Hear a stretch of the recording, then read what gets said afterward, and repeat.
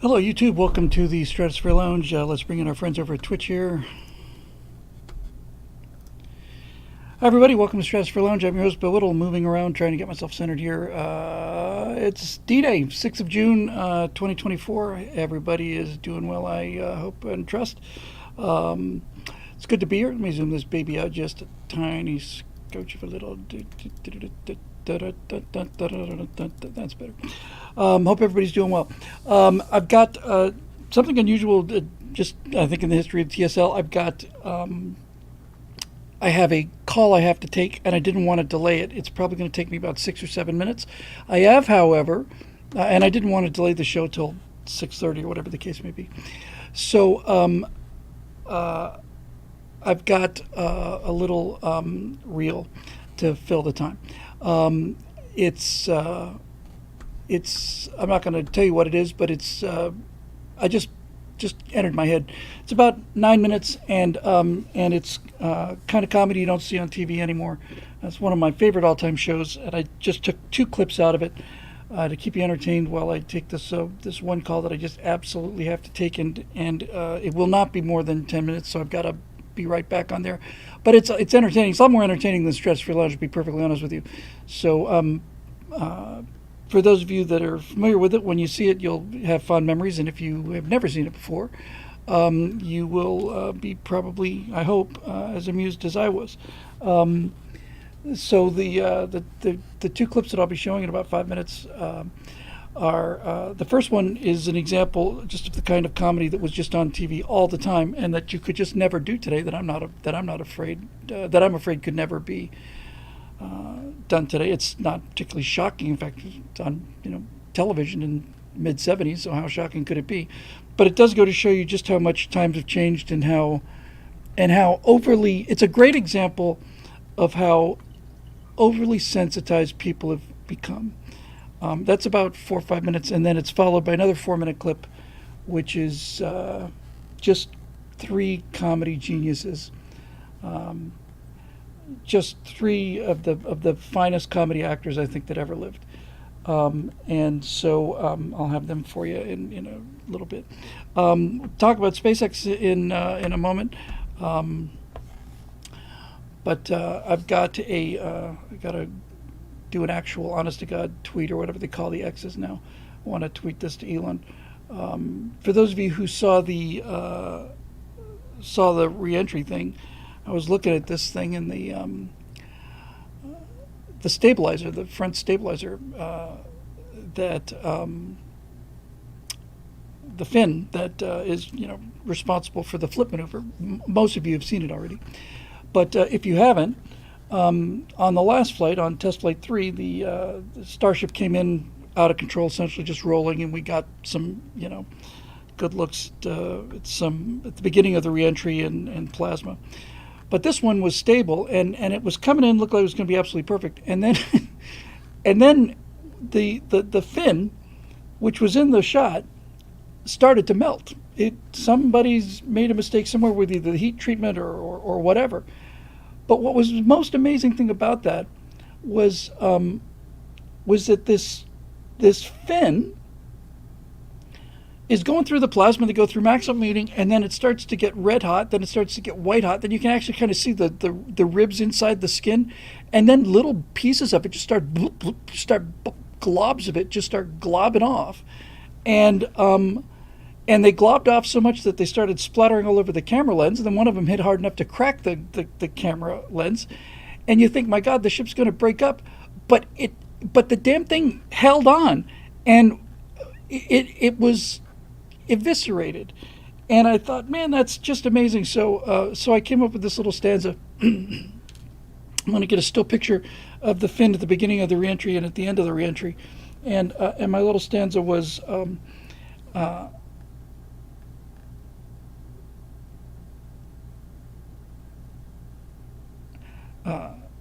and the plasma's red glare, the blobs burning in air, gave proof through the flight that our fin was still there. I don't know, quit my day job. But I just thought that was like, it really was. That's the first thing that struck me. This is like the Star Spangled Banner. It's like it's still there. it's still there. And the thing did the flip, and they were getting telemetry down to 0 altitude. Yeah, our fin was still there. That was tremendous. And you could just do a master's thesis on the power of iterative design. So just to compare this I've got to run here, but just to compare this for 1 second, what you had on the first flight was you had the booster blew up the pad because it was more powerful than they thought, and it got into the air and then blew it up. Second one, you got to staging, and then the heavy booster exploded. Third one, you got staging, separation. You got the Starship re-entering unstable, and you got the booster trying to do the boost back burn and gets to the above the clouds, and then they lose it. This time, both stages got down to their controlled splashdown points. Both of them suffered some kind of failures, but that is iterative design. We had a problem here, so we fixed that problem. It gives us a new problem. Okay, we didn't know this, so now we do this. Didn't know this, so now we do this. The next one is going to fix the problems that we found out this time. But the entire point of SpaceX is that if you do this every 3 months, you learn how to do it in a year. If you do this every 3 years, you learn how to do it in 12 years. This is the difference. It's operational tempo. That's the whole thing. All right, so here's what I got. I just got a call to take real fast, and I apologize for this, but like I said, I think you'll probably appreciate it. 1 second.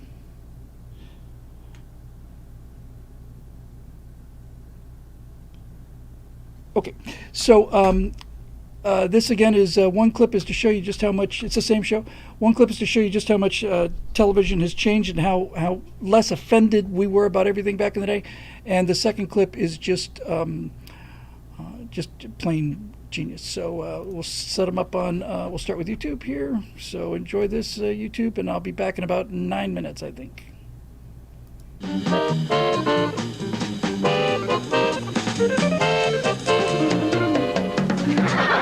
Thanks, Hap. I'm especially glad to have our next guest with us. I don't know if you know this gentleman. I really don't know what to say about him myself. This particular guest, except to tell you that he's Jewish. And in fact, he's a speeding Jew, actually. He was going through town this afternoon, about 5 to 10 miles over the limit. Nothing great, but that's still over the limit. He got picked up, and, well, the rest is history. So I'd like you to meet, please, ladies and gentlemen, Mr. Morton Rose.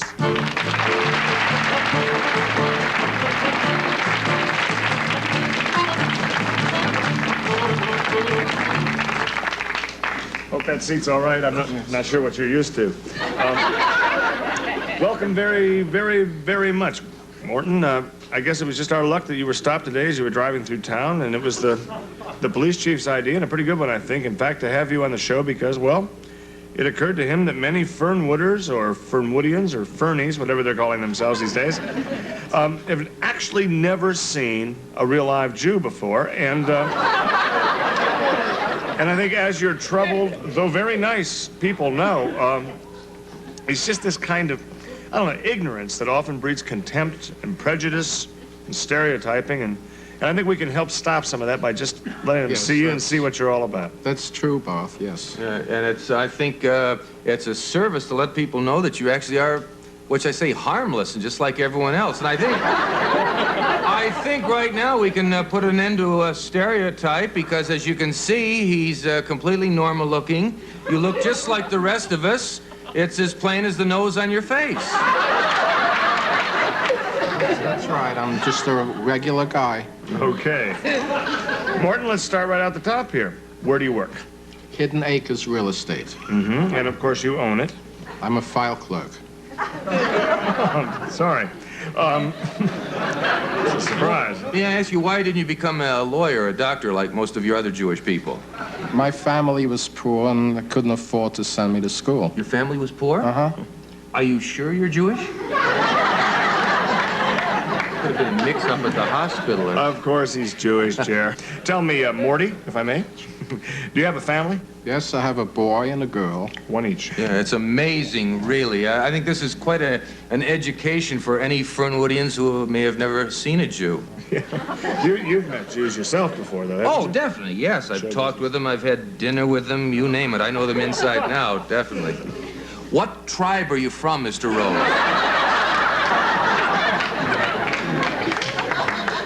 What tribe? Yes, sir. Well, I'm originally from Toledo. Our phone lines are open now in case any of you have never had the pleasure and would like to talk to a Jewish person. We invite you to call us at 555-5624. Don't be afraid to pick up the phone and dial 555-5624. Our lines are open. This should be fun. I think that's how they are in Fernwood. You ask them to call, and they call. Yeah, someone was sitting right on the phone there. That's great. Hello, talk to a Jew. You're on the air. Is this the Jew? No way. No, this is Barth Gimbel. The Jew is sitting beside me to my right. Would you like to talk to him? No, it's okay. I'll talk to you, and you can give him this message. Gladly. I'd like to know when Barbara Streisand's next movie will be out. Okay, you heard that over the speaker here, so okay, you can go right ahead. Well, I don't know, but I'd like to see it myself, though. I think she's very good. You must be very proud of her. Yes, I am. Okay? Okay, thank you. You're welcome, dear. Whoa, boy, this is popular. Hello, talk to a Jew. You're on the air. I'd like to know why Mr. Rose isn't wearing a beanie. You heard the question? It's about the alleged beanie, Well, whatever she's I referring to. think the caller's referring to the yarmulke that's usually worn on the head by very religious Jews, or when we're in the synagogue. And it's when you're in the synagogue that you wear the ones without the propeller? Jerry. Well, I think those hats are just darling, thank you. Okay, well, thank you, dear. So long. I guess we won't take any more here. That's plenty to start the ball rolling. I'm happy to hear our audience really liked the Talk to a Jew segment so much. It's a popular thing. I think so. Maybe we'll do it again sometime. Morton, really, thank you very much for making that possible and for being the very Jew we had on the show. I appreciate that very much. So it's my pleasure. Thank you. Be happy to come back to Fernwood someday. I don't think that'd be necessary. Actually, we'll be right back after these important words. Stay with us, okay?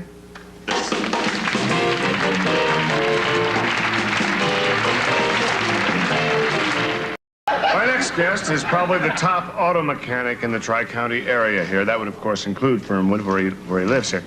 Not that the distinction alone would, of course, not be enough to get him on an important television show like this one, but he also happens to be the world's first mobile home daredevil. Oh, yes. He's been here before. Let's welcome him back, Mr. Virgil Sims. All right.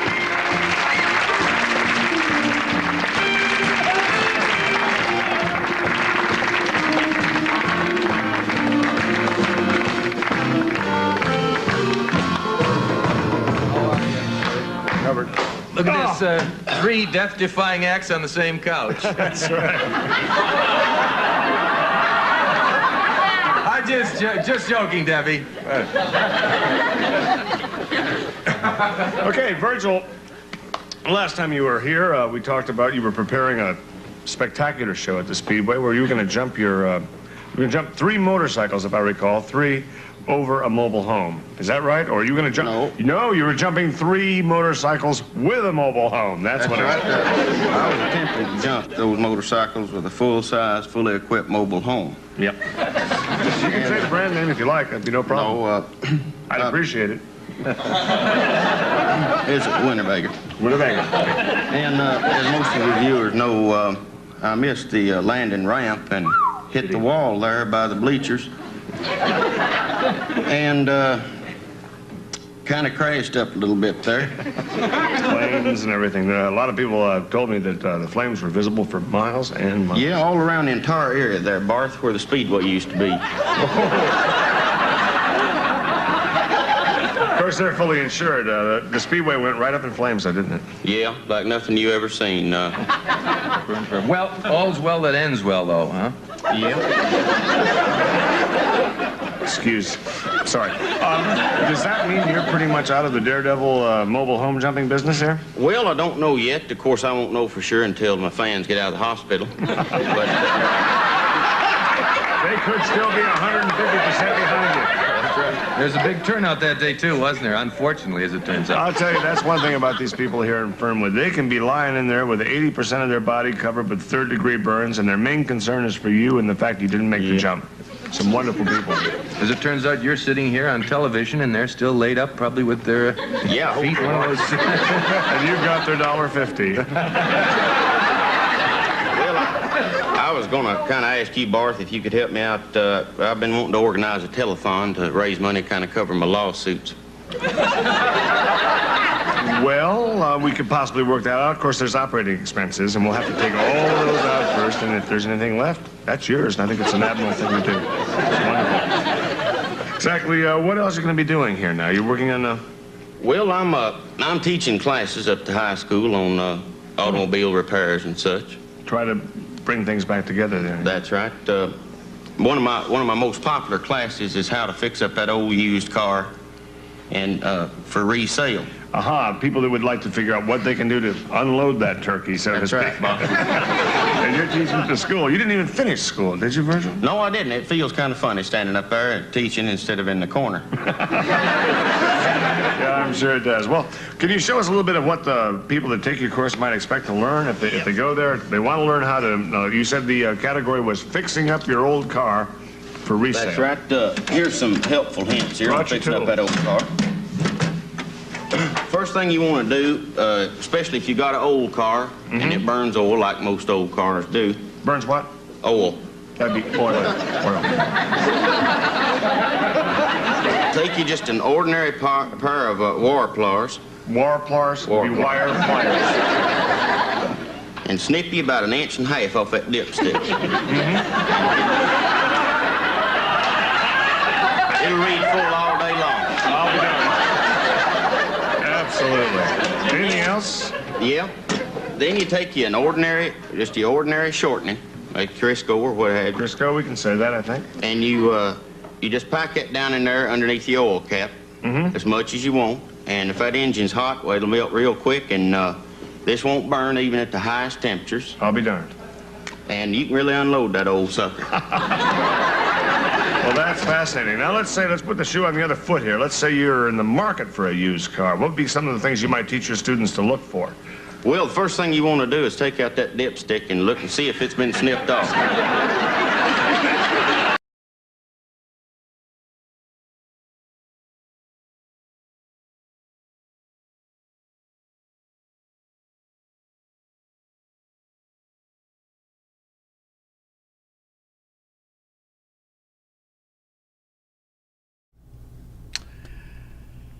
Yes, sir. That's some genius there. Hang on. I used to watch that show every night, and I just loved it. That first segment was really there, mostly, like I said, just to show that you know, people think, oh, you're making fun of Jews. It's like, no, we're making fun of ourselves. Don't you understand? That's the thing that the left just doesn't seem to get about this kind of thing. They don't get it. That first segment I put on there, it's not the funniest thing they've ever done, but it was like, in fact, it was bone dry. But it's like, we're not making fun of Jews. We're making fun of the idiots on the show.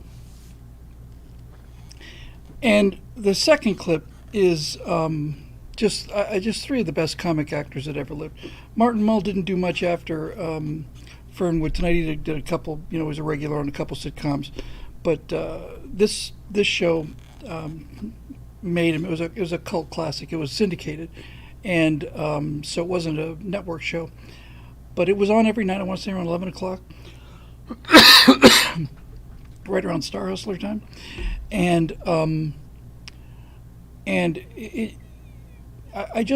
I loved it, and so many people got their start on that show. It's just amazing how many people. But just I think the thing that really that got me about that, when I was just thinking of something to fill this space as college just had to take, was just how less toxic things really were. So the show's called Fernwood Tonight. It's available on YouTube, and I'm sure you can probably find a place where they have all the different episodes. It's a parody of a real small town talk show, and the kind of the trivial guests that they get, and all that stuff. And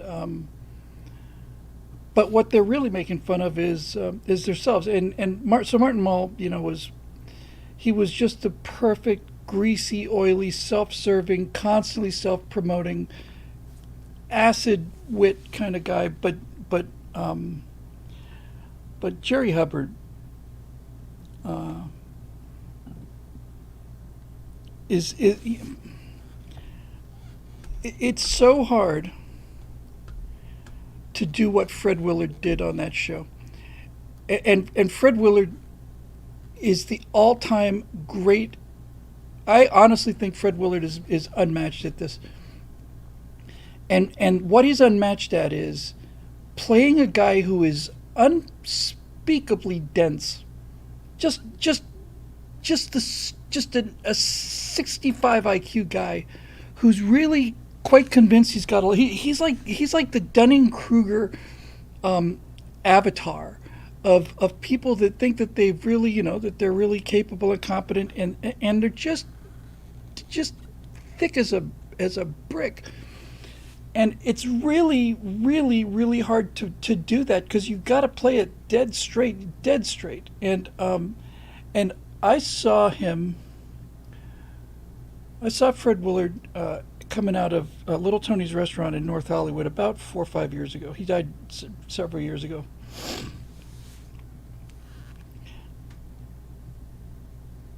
And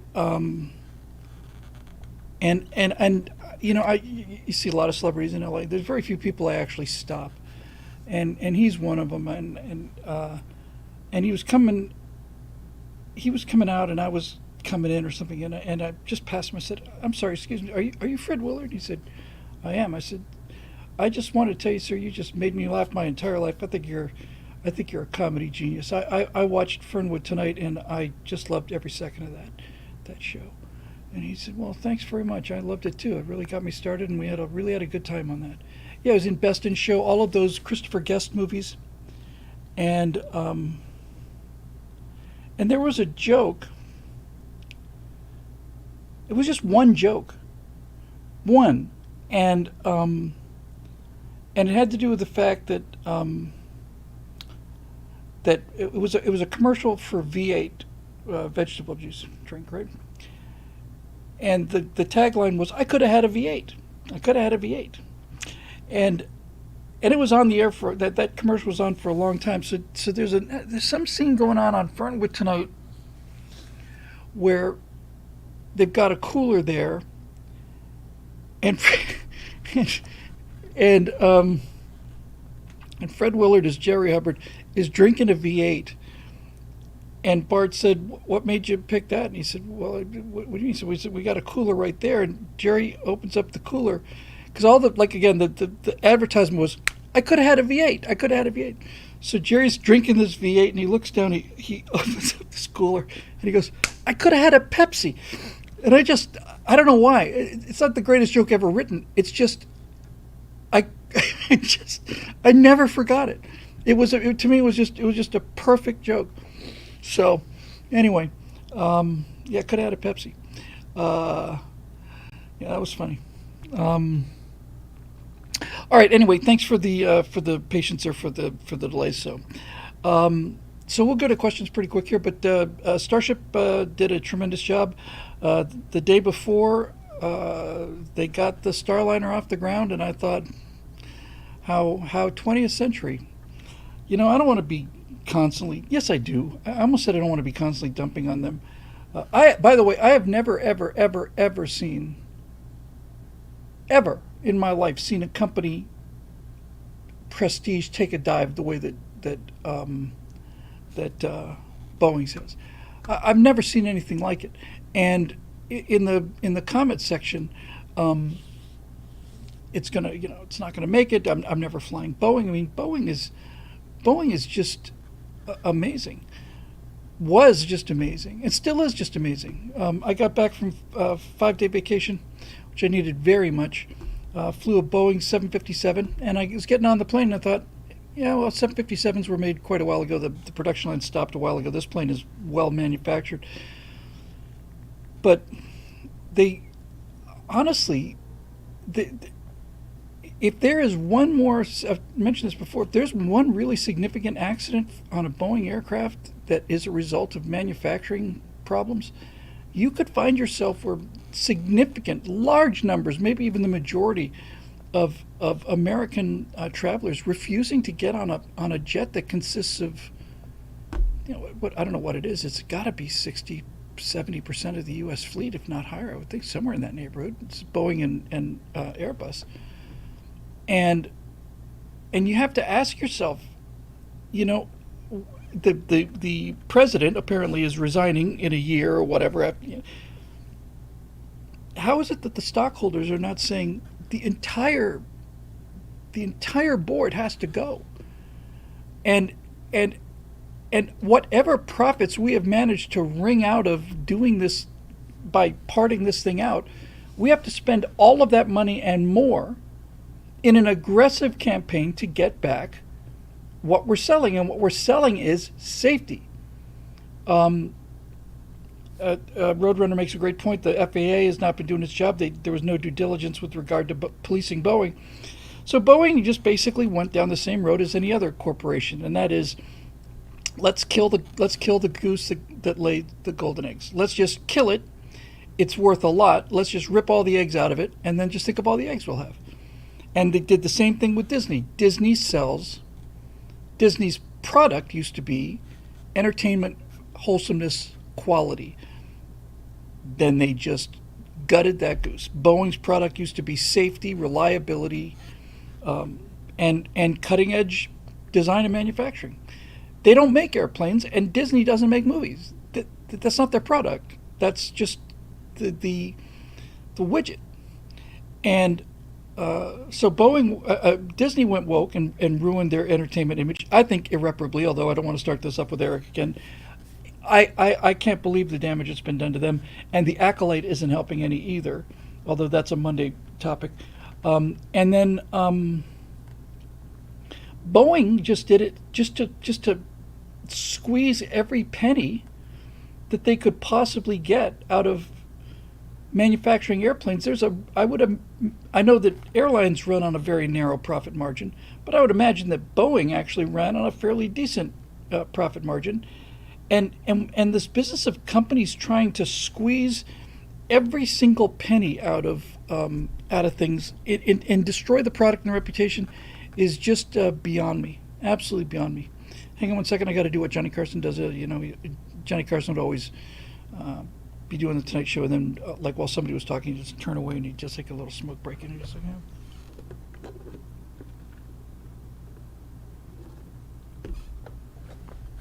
a little munch break. Now, by the way, when I was on my much-needed vacation, and thanks to all of our members for making that possible on behalf of Natasha and I both, I had an idea for a firewall that's got nothing to do with politics at all. Let me just write down the 5 examples here.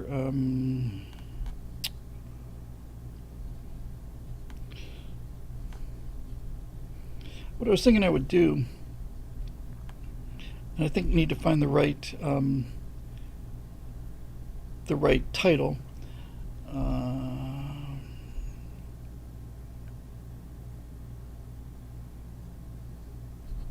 Sorry.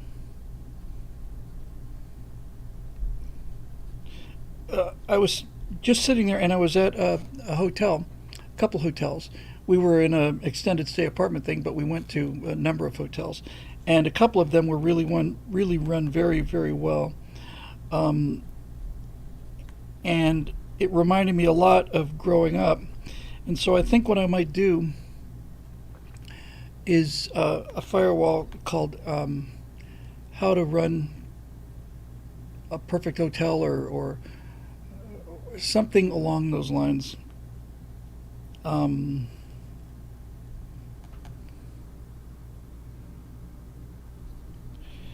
second, guys. This will be worth the wait. I just got to write these down so I don't forget them.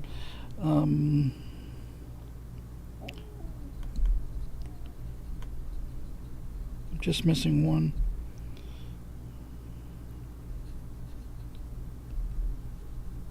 So actually, this is not just for hotels. This, I think you can apply this to any kind of business. Oh, yeah.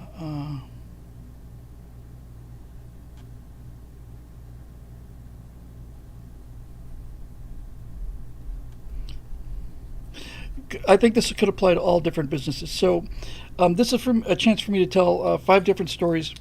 I'll tell them to you now. You can tell me what you think about this. Hotel management for dummies, whatever you want to call it.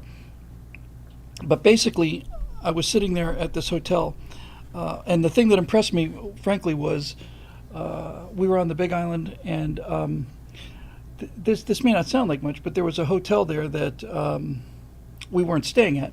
But the hotel let you stay there and swim in their lagoon, and they had dolphins there, and they had, manta ray shows at a different place, and and it was great. And they let anybody in there. Now, not a lot of businesses do that. A lot of businesses, a lot of hotels and stuff would say this is for our guests only. But they let anybody on the island in there. I thought, well, this is so brilliant. I mean, if you say this is for our guests only, then you can't.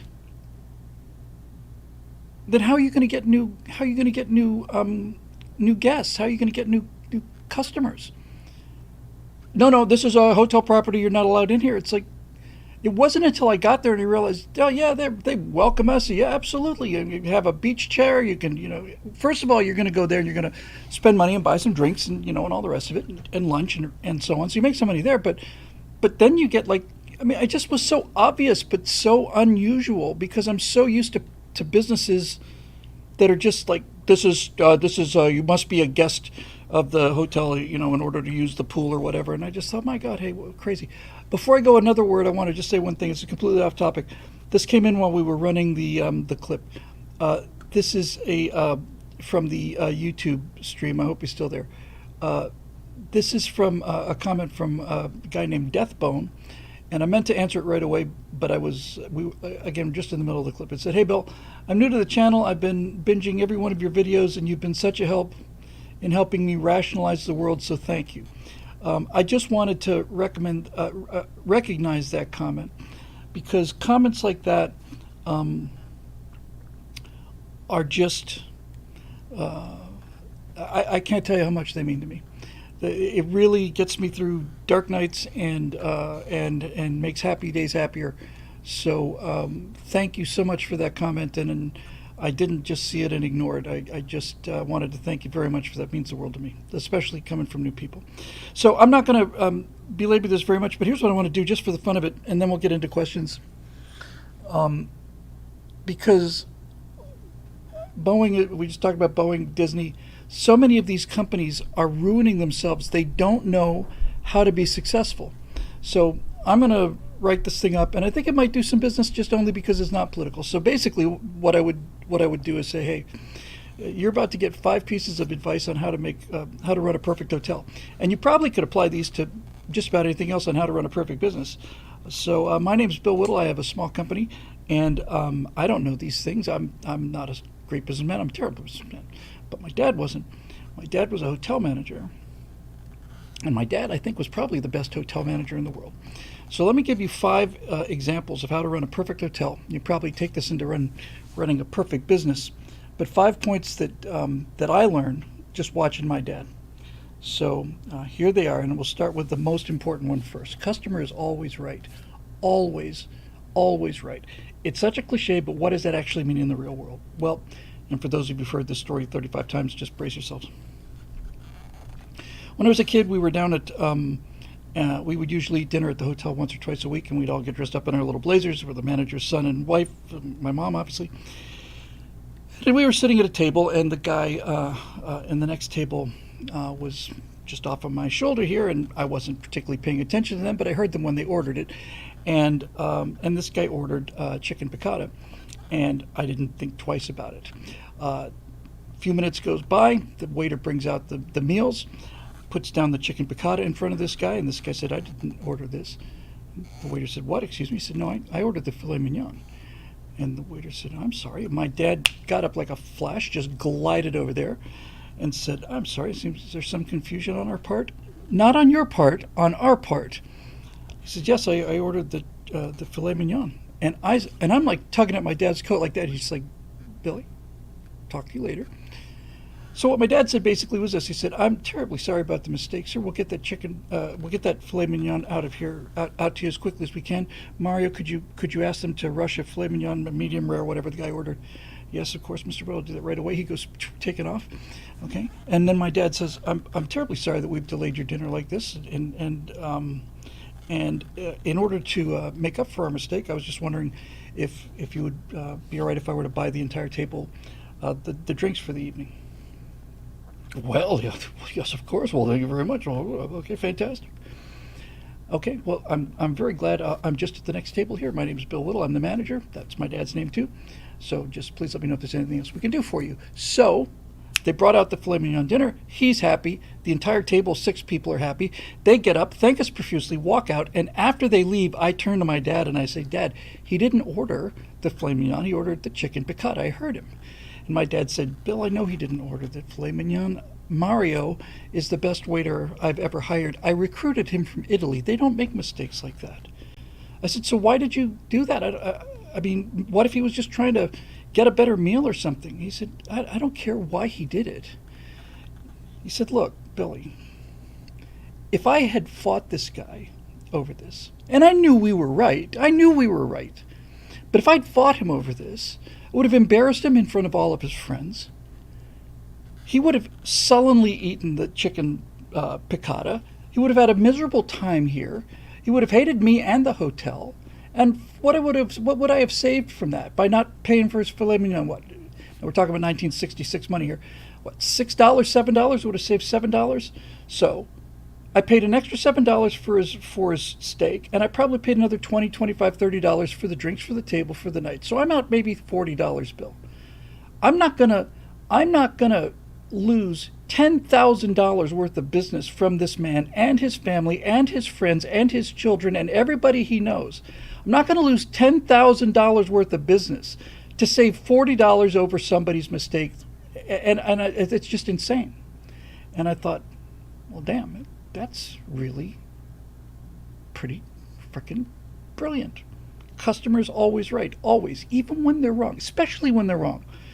Customers always right. Number 2, the personal touch. That's what counts. A number of management students were at my dad's hotel once. I was kind of tagging around behind them. These are bright young guys from the 1960s. My dad was Don Draper. He just was. He just looked like Don Draper, acted like Don Draper, smoked like Don Draper. You know, he was Don Draper. And so a business management school from New York was attending its graduating class over to this hotel, which was called the Carlton Beach Hotel in Bermuda, resort hotel, a legendary management hotel. And they followed my dad around, and they asked one of them, I heard one of them ask my dad, "So, Mr. Whittle, who's the most important person in the hotel?" And they're all expecting them to say the manager because they all want to be managers. And I said, "Oh, it's the doorman," without a question. No question. "The doorman, yeah. The doorman." Well, what makes you say that? Sorry.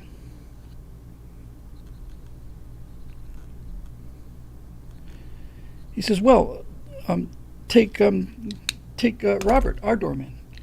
He's worth his weight in gold. When a guest gets out of the car, if they have been here before, ever, he remembers the guest's name, the wife's name. He remembers the names of the children, whether the children are there or not. He can often remember birthdays. He'll ask them how things are back in Akron, Ohio, or wherever they're from. If they ever told him his profession, he would ask them how he's doing with that. He's uncanny. And the reason he's the most important person in this hotel by far, is because the second people get out of that cab, they feel like they're coming home. He makes them feel like they're coming home. This resort is a home away from home for people. And when they come here, they feel welcomed, they feel remembered, and they feel respected. And that is priceless. He talks to everybody. I don't get to talk to everybody, but he talks to everybody. By far, he's the most important person on the staff. So it's the personal touch. It's how do you make a customer feel when you're either at their hotel or when you're at their business. Just thought of another one. So maybe it's 6 items. Number 3, always immediately recognize your customer. Even if you can't help them at the moment, immediately recognize them. Don't ever let somebody stand in line without you or a member of the staff saying, "Hi, good evening," or "Good afternoon, welcome, we'll be with you in just one moment. We appreciate your patience."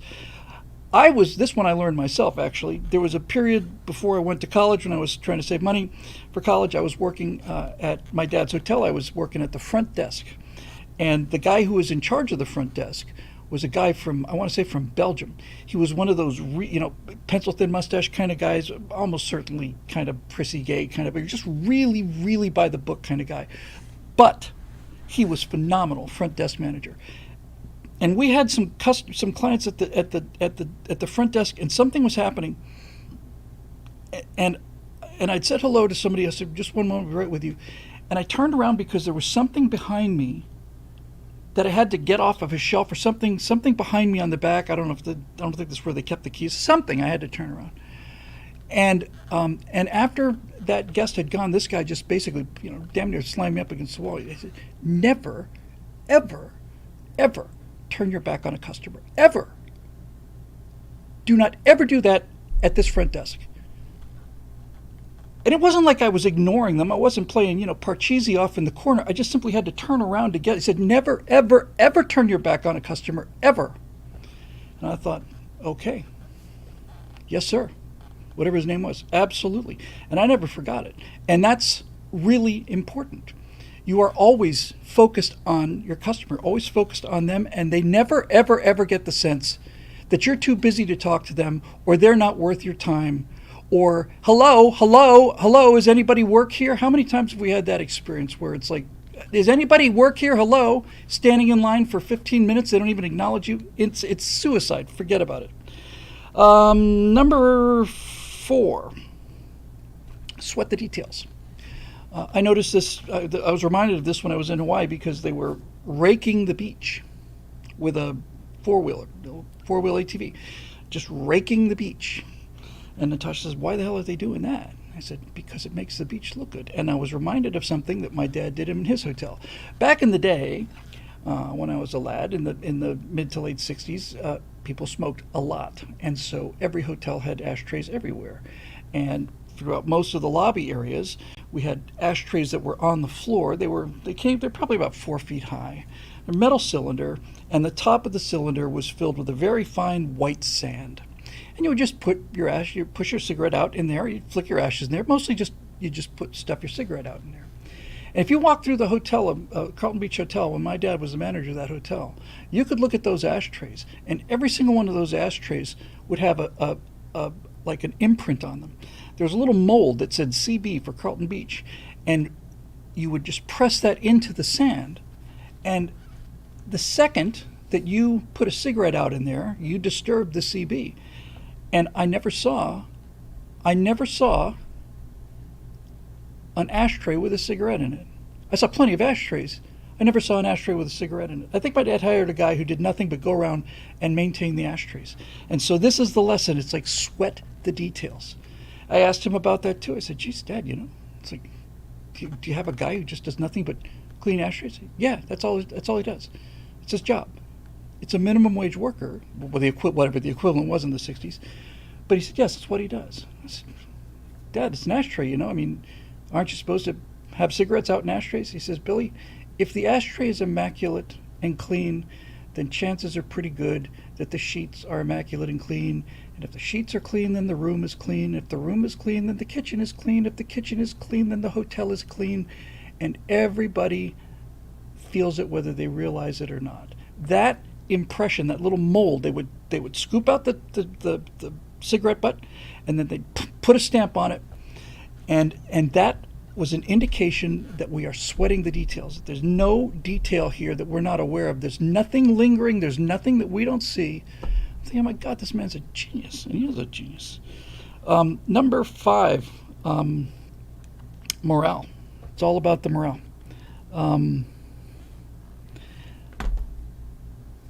When my dad first got over to that hotel, took it over, it wasn't doing very well when he arrived. And one of the problems that they had at that hotel was that they were having a hard time turning the meals around, the restaurant around.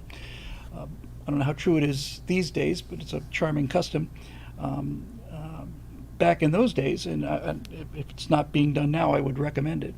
There were basically 2 different dinner seatings, and this being Europe, there was an 8 o'clock seating and a 10 o'clock seating, which basically meant that the hotel restaurant worked 2 shifts. There was you could come down for dinner at 8, come down for dinner at 10. You didn't have to be there on the dot, but basically there were 2 different servings, and a lot of people who were there for the partying, and and like I said, this was the 60s, so people are in the lounge drinking. So we had a 8 o'clock seating and we had a 10 o'clock seating, and they were having a real problem turning over the meals, getting the restaurant ready for the 10 o'clock seating. It was real slow when my dad got there, and he started taking a look at what the problem was, and he pretty quickly discovered that the problem was that the dishes weren't being washed quickly enough. And so my dad walked around in the back there and just kind of stood around and took a look at what was going on. And what he realized was that every single person in the hotel, with one exception, every single person in the hotel had a uniform except for the dishwashers. And so the first thing he did was he got them red jackets with brass buttons down the front. Now that may not sound like much to you. In fact, may make you think that you are going to make your job a little more difficult if you're a dishwasher. But what happened was, look, dishwashers are the entry-level people to the business back then. This is the very first foot in the door for most people.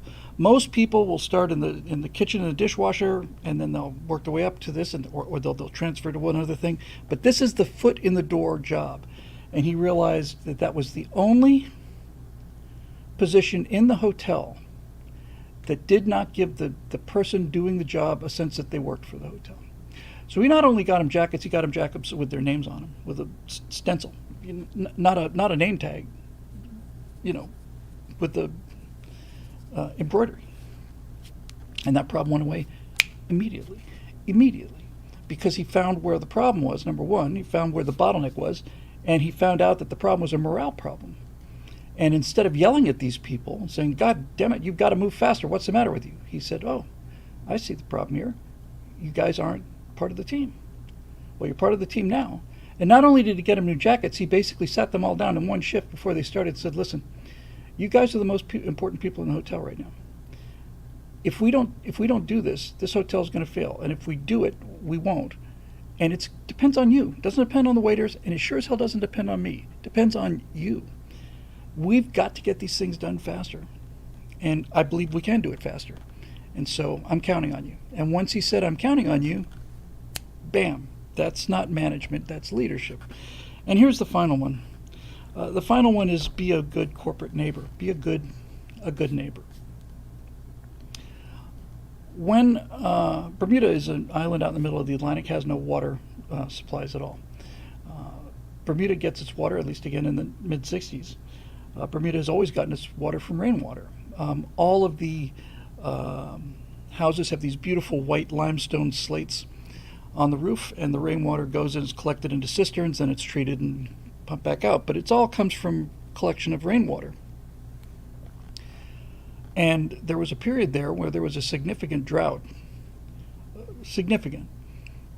Enough so that all of the rainwater reserves had gone and there was nothing really left, and they were bringing in tankers, oil tankers filled with water for a period there. It was very unusual, but it did happen.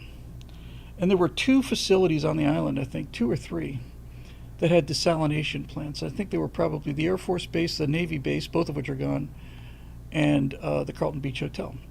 Now, if you're the only person on the island who's able to produce fresh water, you can charge pretty much whatever you want for that. But that's not what my genius father did. What my father did was he said, listen, put an ad in the newspapers and on the television, which ran from 3 o'clock until 11 o'clock every day, 2 channels, saying that during this crisis, it's a great pleasure for the Carlton Beach Hotel as a way of paying back the incredible hospitality of the Bermudian people to whom we owe so much, to be able to produce as much fresh water as we possibly can.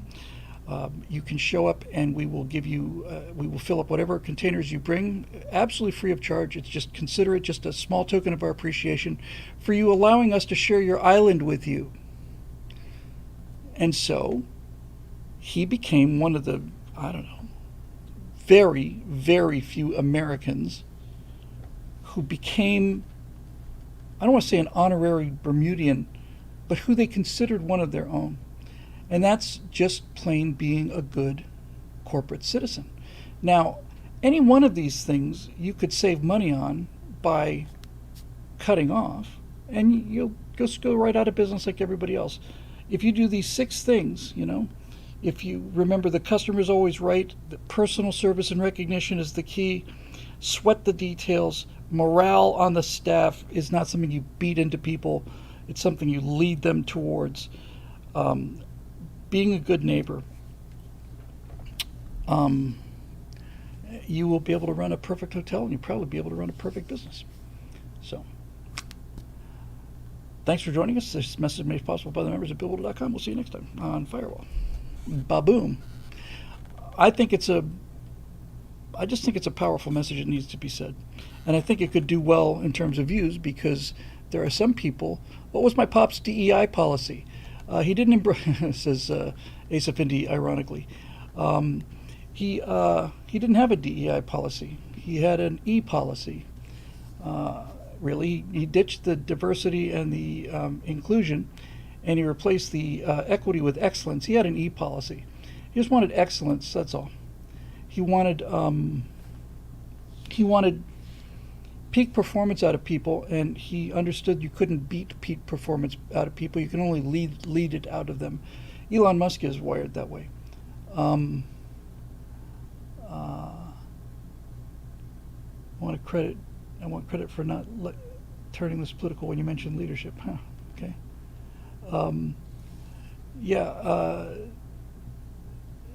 P7 2017 also says, do the job well and the competitors will drown themselves. They'll drown themselves in their own greed. So what my dad basically did was he made, when he was at that hotel, he made that a place that people came back to every single year. And there are always newer hotels being built, and there's always better facilities being built, and people would consistently turn them down because they felt at home here. Oh, Marusha Dark, sometimes I tell you, man, I have the smartest audience. I have the smartest audience on the planet. Marusha Dark for the win. DEI. Thank you. My dad's DEI was discipline, excellence, and integrity. Sweet Lord, that's beautiful. That's just a work of art, Marusha.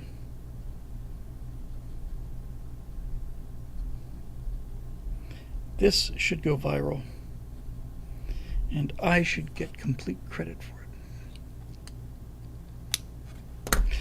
Anyway, so that was my little experience, my big experience, and I come back highly charged. Lots and lots of stuff to talk about on Monday night on the Stratosphere Studio show, because I had some real clarity about what I should be doing, not just next, but just with my life in general. Just as a teaser for the Monday night show, on the plane back, I cracked open sort of an outline, like a show Bible for the colonies, which I hadn't read in almost 2 years. And I had forgotten how much detail I put into that and how far along I'd gotten with it and how freaking good it is. So having finished this insane Frank Luke 360-page 5-part screenplay thing, I'm in a rapid mood to write the colonies pilot. Jeremy Bourne expressed some interest in the project, and some other people talked about crowdfunding that. I said, "Do you want a sizzle reel?" He said, "No, I want a script." I thought, bastard, I'd rather do the sizzle reel. But he's absolutely right. So I'm going to get on that. I'm going to get Big Bat Problems written and budgeted. And I was so impressed. It's been so long since I hadn't. It's been so long since I'd read this Colonies thing that I'd forgotten how good it was and how much work I'd put into it. And then the final thing I'm going to do, which I'll do over the weekend, is I'm going to trot out the final script of Aurora, which was a movie I wrote back in 2007, and I've done some renderings of. It's about a mission to Jupiter in the 2020s, or certainly in the early 2030s. And I want to reread that script because I had worked on it for years, and as I recall, the final script was really rather good. So, I need, one of the problems. Well, first of all, I really needed this vacation badly. I quote this so often, you think I would take my own advice, but Abraham Lincoln said, he was a log splitter for 10 years of his life. All he did was chop down trees for 10 years as a teenager. He said, if I had 8 hours to chop down trees, I'd spend 6 hours sharpening my axe. And I realize I've been going at these trees with a Nerf axe. And I'm falling into the same trap that people fall into when they don't sharpen their axe, and that is that I get further and further behind on the amount of trees that I have to chop down, so I keep working harder and harder and harder and getting less and less done with every stroke, and I realize I don't have time to sharpen the axe. Are you kidding? I don't have time to sharpen an axe. I can't. I've got so many trees to chop down, I can't possibly walk away from this. It's like, no, dummy. Walk away, sharpen the axe. 6 hours out of 8, says Lincoln. 6 hours to sharpen the axe, so.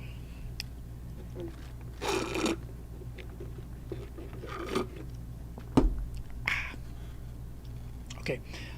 Hey, Bill Whittle, good to see you from Atlanta. Hi, Speaker Steve. Hi, everybody. So, anyway, I am highly motivated and really, really needed the time off. Went to the Big Island, which is not as big an island as I thought it would be. I had thought that Mauna Loa and Mauna Kea were much further apart. I just had this distorted view. I didn't realize, it's going to be hilarious for those of you who've been to the islands repeatedly. I'd only been there once before, to Oahu, but I thought that the distance between the Big Island and Maui, I thought it was over the horizon. I thought Maui was 100 miles away or something. It's 30. We went up and did Volcano National Park and saw Kilauea, which was quiet at the time, but that crater was impressive, and that's what got me thinking actually about the colonies, was when I saw Kilauea. I'd seen Barringer meteor crater the same day that I missed the solar eclipse, so I wasn't exactly in the best possible mood. Aloha, Eric, and mahalo to you too. But just the caldera of Kilauea had me thinking real big science fiction ideas. And I'm here to tell you, I don't know if you've ever been to Kona, but it looks like Kona Airport looks like they built it like 15 minutes after the volcano finished flowing. I mean, you've got runways and then there's nothing but black lava flows. It's nuts. It's nuts. And we drove over to Hilo on the other side of the island, and as you're going up on that ridge between Mauna Loa and Mauna Kea, as we were driving up, you could see the clouds had just stopped. So that's why one side of the island is kind of wet and lush, and the other side's a little drier and a little, brushier. Bill versus the volcano, exactly. Those are some big freaking volcanoes. Mauna Kea is the tallest mountain in the world if you measure it from the bottom of the ocean. It's half again taller than Everest. But it's just, it's real impressive. And And I'll tell you what, man, flying 5 hours, 550 miles an hour, you see a lot of Pacific. There's a lot of water between here and there. And to think that the Polynesians managed to find those islands in essentially rafts, that took some real guts. Which one has the big telescope? I always get them confused, Dave. I'm almost positive it's on Mauna Kea. By the way, the reason they build those observatories on the top of those volcanoes is, well, they're stable, first of all, so you're not likely to have your telescope become a space telescope by accident. But also, funny thing about the atmosphere is when you're above 10% of the atmosphere by height, you're above 90% of the atmosphere by density. So if you can get up the first 10, 15, 13,000 feet, I want to say, for Mauna Kea, you are above 90% of that murk that we all have to look through here at sea level, which I'm happy to have, by the way. I wouldn't be doing so well without the murk.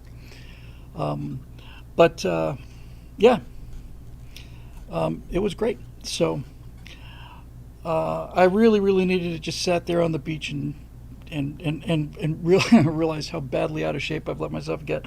For the last 2-3 years, my exercise routine has been walking from my house to my car, and then from my car to my studio, and then I do a second set later on the day where I walk from the studio here to the car, which is mostly an elevator, and then from the car in the driveway to the house. So that's not good. Also, among the many other things I'm getting ready to go on, we'll crack this DCS thing open. So we'll have a lot to talk about on Monday. Anyway, it's political night here. Let's just check real quick to see how catastrophic these felony convictions are for the man who seems to be the last hope of this country. I don't know how to elaborate on that. Election betting odds, which, as I've said before, people put real money on. When the convictions came through, there was a significant dip for Trump and a bump.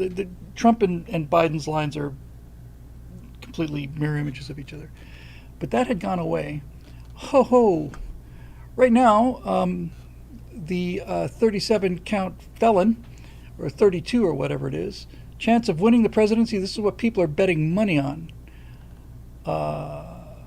The money says that he's got a 52.9% chance of winning, and that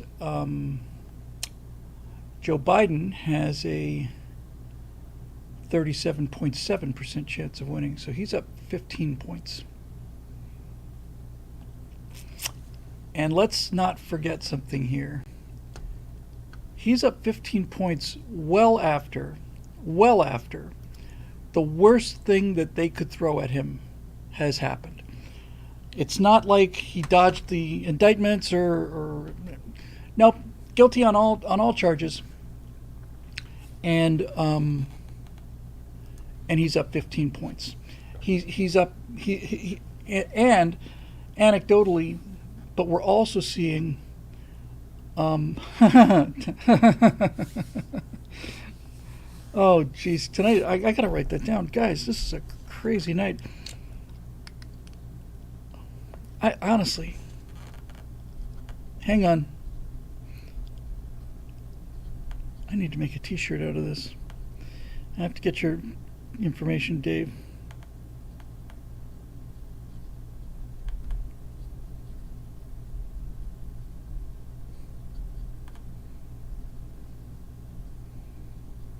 Dave Big Booty says, I'm voting for the convicted felon, not the unconvicted felon.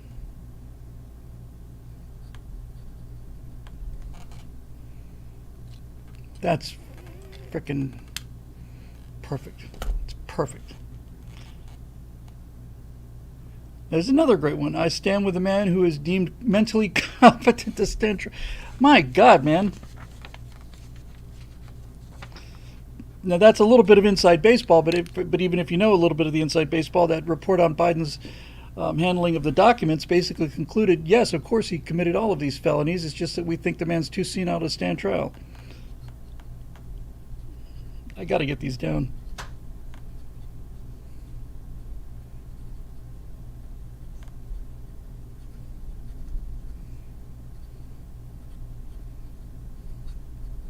That's fabulous.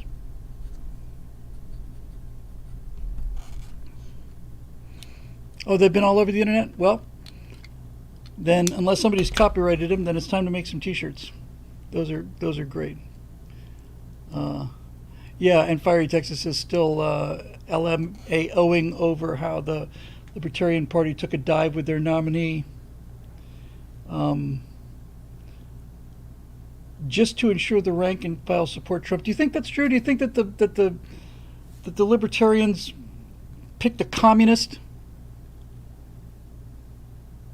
in order to throw the bulk of the Libertarian vote towards Trump, or do you think that they just become, like everything else, just so infected with... They're not the Libertarian Party anymore, they're the Libertine Party now, you know? Big difference between libertarianism and libertinism, and liberty and libertine. As well.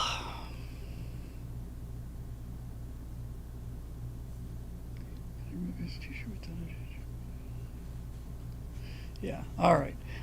Oh, that's another. Well, they're just coming out of the woodwork here. Eric Blake says, here's a t-shirt I did, Bill. Convicted felon turned president with a picture of Nelson Mandela.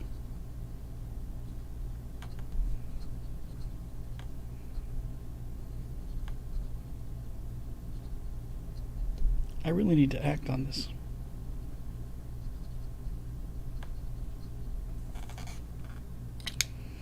Okay. Great. All right, let's see what we can do with with some questions here. Why don't we? Oh, those are all epic. Epic.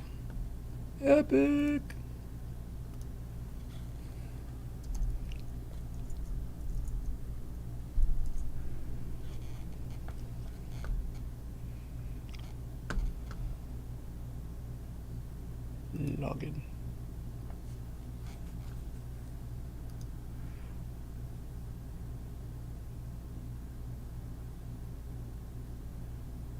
I'm seeing anecdotally, I mentioned this, I think I got sidetracked as usual, large numbers of people who are either donating for the first time. I think they said 30% of the donations that Trump got after the conviction were from people who had never made a political contribution of any kind to any party. That's a phenomenal, not 3%, 30%. That's a phenomenal statistic. And large numbers of people, large numbers of blacks and Hispanics are saying, hey, we know this feeling, you know?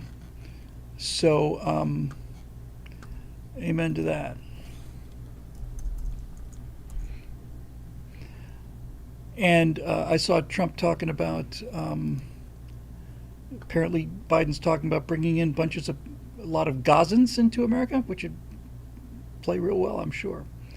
You go for it, Joe. You stick to that thing. Our office manager, Shelley, whose last name is not spelled the same way, but it's pronounced Spock, by the way.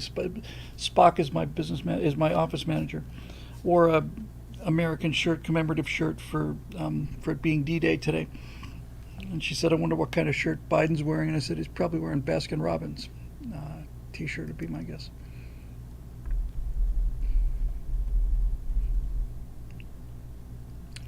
The forum. TSL questions for 6624 by Marusha Dark. Thank you, Marusha. And here we go. All right, so we got Ian, we got Guy, hey, great guy, Steve Young, Charles Tomes, Ray Juarez, Road Rider, Diane Freeman, Eric Blake. We got a bunch. Marusha, Joseph Palmer, good Lord, David Newland. Okay, well, we'll try and get one from everybody. We will do our best. I'll see if I can move these along a little more. All right, we'll start at the top, work our way down. Ian Nolan, Bill, the first paragraph is just for your own reading and not for live screen discussion.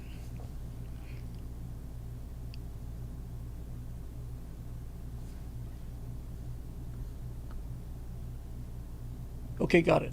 I agree with that. Okay, so here's his question.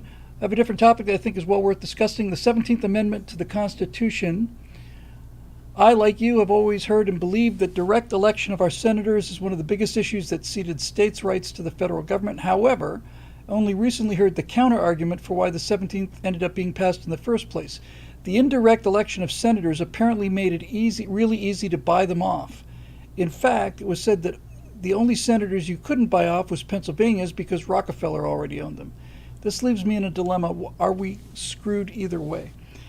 All right, so here's the story of the 17th Amendment, guys. What we've been seeing over the last century, with some gaps, but especially recently, is that more and more and more powers concentrated in the federal government. The Constitution is very, very clear and defines three different entities. There's only three different entities that the Constitution addresses. The federal government, the states, and the people. That's it. And they generally refer to the federal government as the government. So federal government, they definitely refer to the states as the states and the people. And these three things are supposed to be more or less in balance. When they wrote the Constitution, the original architects basically said, we're going to have a bicameral house. Bicameral? Bicameral house is when you've got camels on sale, I suppose. But basically, here's how it's supposed to work. The House of Representatives would be the House of the people. And because it's the House of the people, you could turn them over every 2 years. Every representative has to run for re-election every 2 years. That means that, theoretically, you could flush the House every 2 years, and that's probably not a bad expression to use for it. Every 2 years, you could if the people had a mind to, you could have an entirely new House of Representatives every 2 years. Then the idea would be that the Senate would be a counterbalance for, popular delusions and the madness of crowds. If somebody got completely carried away with some kind of dictatorial, maniac, then the Senate would be the brakes upon the passions of the people and give things time to settle down. This government was designed to slow things down, not speed it up. That's why it worked. And so the Senate has retained some aspects of that because the Senate election cycle is every 6 years. So there is some of that preserved in terms of being a brake on the passions of the House. But much more importantly, up until recently, up until the 17th Amendment, one of the progressive amendments, senators were not, you couldn't vote for senator. It's not that they were immune to public, we live in a republic, we have representatives. And so the idea was, prior to the 17th Amendment, the two senators that went to Washington for the state of California, let's say, weren't elected by the people of California. That's what the House is for. That's the representatives were the representatives of the people. The California state legislature would appoint two senators to go to Washington to represent not the people of California, that's what the House is for. The two senators from California would represent the state of California. They would represent the interests of the state, not of the people in that state. And I think it was a superb system. Now, the progressives wanting to concentrate power, because once you can concentrate power, you can tell people what to do. If power is dispersed among a relatively weak federal government and all these different states, then how the hell can you tell everybody what to do? And that makes progressives completely insane. If they can't tell people what to do, they lose their minds. And since they usually can't, that explains why their minds are gone most of the time. So basically, they managed to convince the American people that we should be able to elect our senators as well, which defeats the purpose of the Senate, turns the Senate into essentially a House of Lords.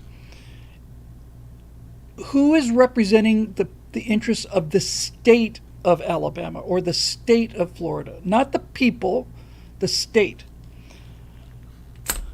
Nobody. So the senators are now doing the same thing that House members and presidents and governors do, which is trying to curry favor with the population so that they can get reelected. But nobody's sticking up for the state, for the right of the state.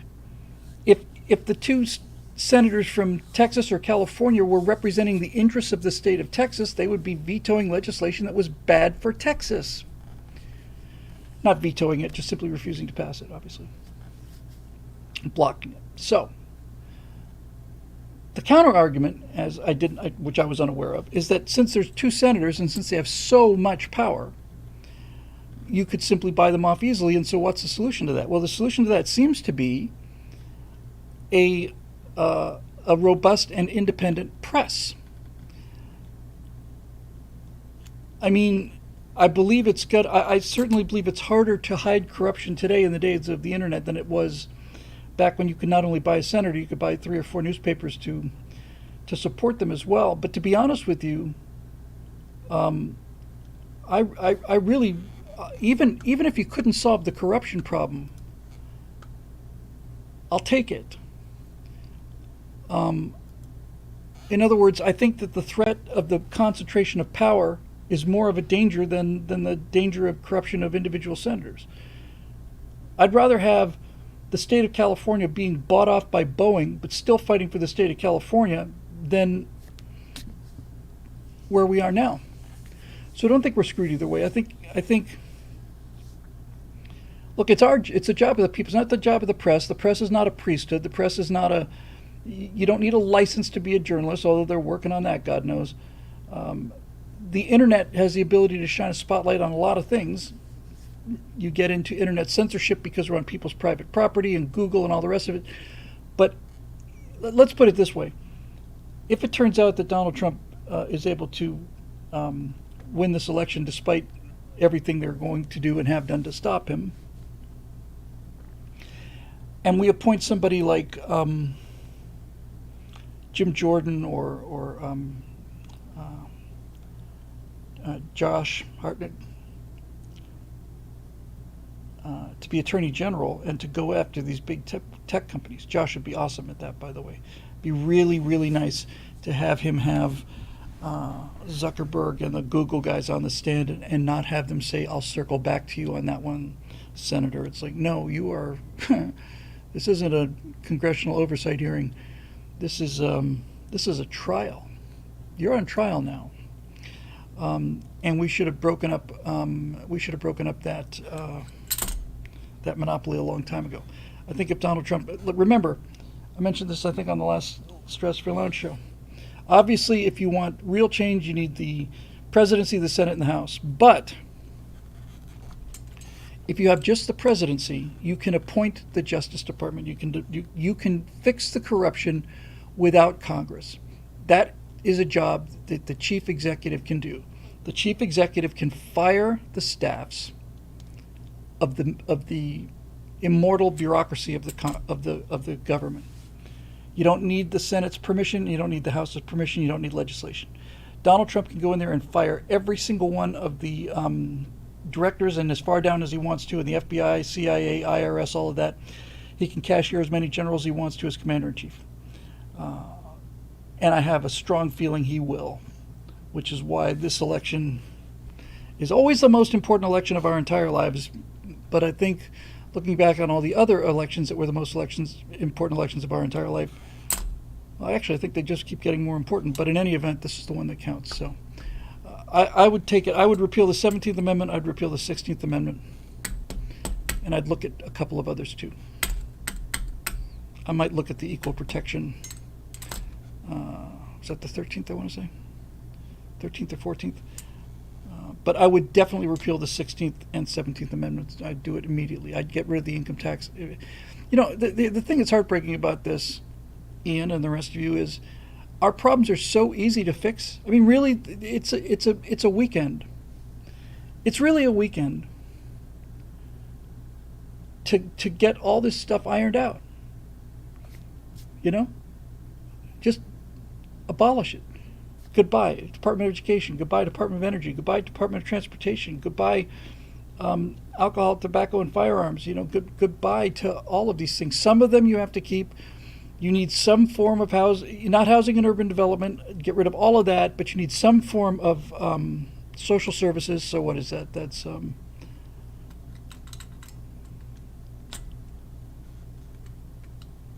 well, you get the idea. You simply cannot cut. As nice as it would be from a theoretical point of view, you can't just simply cut off millions or hundreds of millions of people, tens of millions of people anyway, who've been led into a life of dependency over the last 60 years. You can't just plain shut that off. You got to migrate those people. You got to build that down. But yeah, I would clean house with a flamethrower. So there you go. Guy Balo. Greetings, Bill. Greetings, Guy. How are you? Hope you and Natasha had a great, relaxing vacation. We did. Thank you very much. Thank you for all your hard work and creative, informative, and entertaining content. As a new member, I wouldn't be offended if you didn't have time for my question. I respect seniority. Well, I don't. So here we are. I recall you saying that you believe the U.S. Constitution is nearly perfect as written. I would have to agree with you. I believe that one of its biggest advantages is that it allows for change and growth, but it isn't so easily changed that the whims of the mob can take over. Amen to that, Guy. You hit it right on the money. It is possible to change the Constitution. It is exceedingly difficult. That's precisely where it needs to be. As usual, they got it absolutely right. Absolutely right. I would argue that prohibition would be one exception, but that was corrected. Exactly. And I think there are a number of other mistakes that could be corrected, as I was just saying, by sheer coincidence. The validity of some of the other amendments are debatable.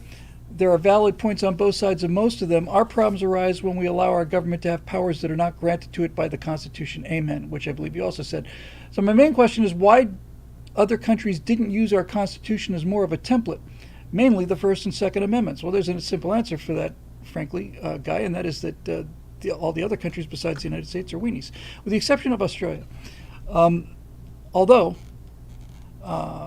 pains me to say that they weenied out quite a bit when they all decided to surrender their guns, and I don't think that that was a wise idea, as they found out from their COVID experience. But Australians, at least, are not the first people that come to mind that are not when I'm talking about physical constitution, emotional constitution, that they're not internally conflicted by the idea that they have to be responsible for their own defense, and that freedom isn't free, and all the rest of these things. Great Britain has been a tremendous ally of ours, as Canada has, but there's something special about the Australians. The Australians were with us in everything. They were with us in World War II. They were with us in Vietnam when it wasn't popular to be with us. The Australians have been, you just couldn't ask for better allies. And frankly, I don't think there's any two people in the world that are more alike than Americans and Australians are. Very, very similar people. I spent 3 very, very enjoyable months in Brizzy back in '98 on the Gold Coast, and I just found them to be virtually identical to Americans, just that they're running on a slightly their clockwork isn't wound quite as tight as ours is. They seem to be a lot more relaxed about things than we are, but I love them, and they're serious about their own defense. And I just caught a glimpse of something, but I believe they are constructing 2 aircraft carriers. Now, these would be what we would probably have called, I don't think there was a term called a pocket battleship, but back during years before World War II, there were limits on how much tonnage you could put into a ship. And so if it exceeded a certain tonnage, it was a battleship. You could only have so many of those. So there's a term, I think the Germans built a couple of extremely heavily armed cruisers. They called them pocket battleships. They were basically just a battleship, just a little bit smaller. I believe Australia is constructing 2 aircraft carriers, which look mostly like our landing craft carriers. They're not angled deck catapult carriers, but they don't have to be because they've got F-35s.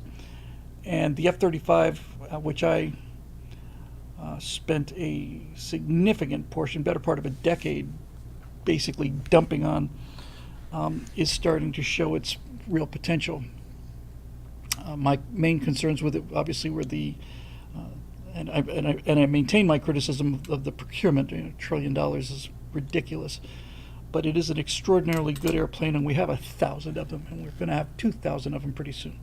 So what used to be a landing craft thing that had helicopters on it, or conceivably Harriers, which were, look, all our Harrier pilot friends out there, they're interesting airplanes, they're great airplanes, but they're not. They're not. I'll just come out and say it. They're not serious naval fighters. The ability to take off vertically is extremely limiting in general. But with the F-35 and jump ramps, as opposed to the Chinese jump ramps and the Russian jump ramps, the F-35 can actually jump and carry some stuff worth carrying. The Chinese and single Russian aircraft carriers are intended to look impressive, but without the catapults, they can't carry a combat load. You've got naval aircraft that can't carry any weapons, which is generally considered to be bad form when it comes to naval aviation.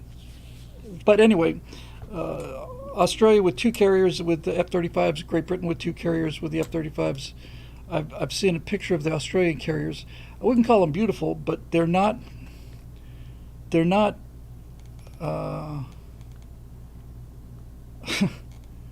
hellspawn abominations like the Queen Elizabeth class. That is maybe the ugliest naval vessel that has ever sailed the seas. Sorry about that, Britain.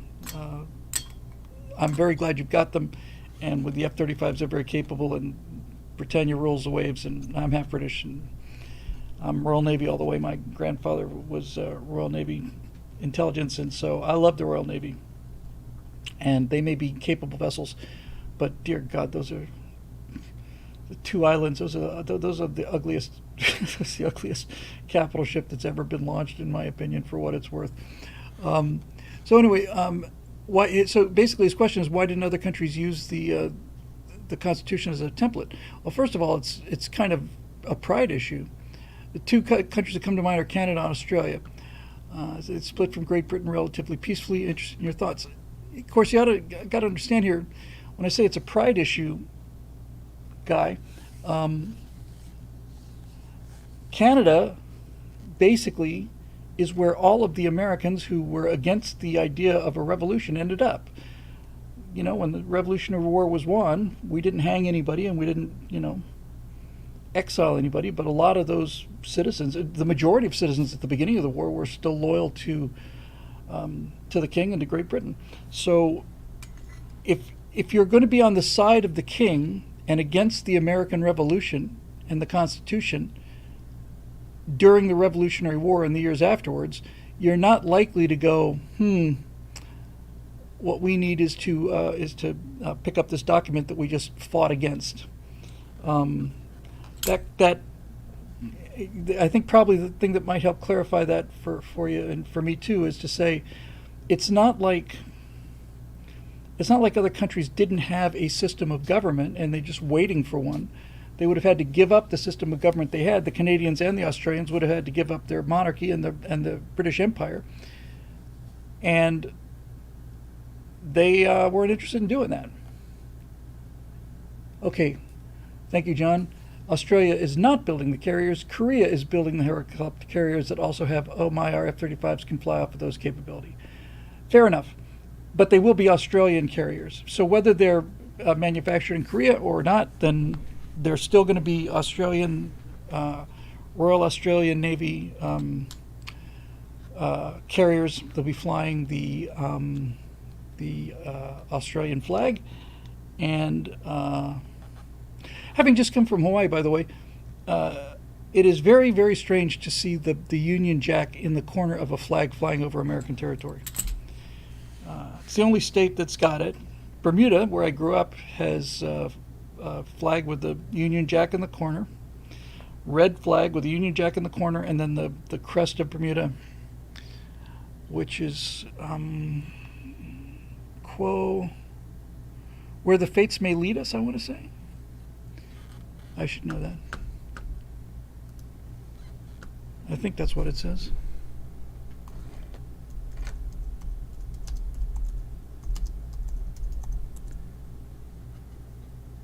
Quo fata fuerunt. Yes, whither the fates lead. So where the fates may lead us. That's a flag of Bermuda, and the Hawaiian flag is red, white, and blue stripes with the Union Jack in the corner.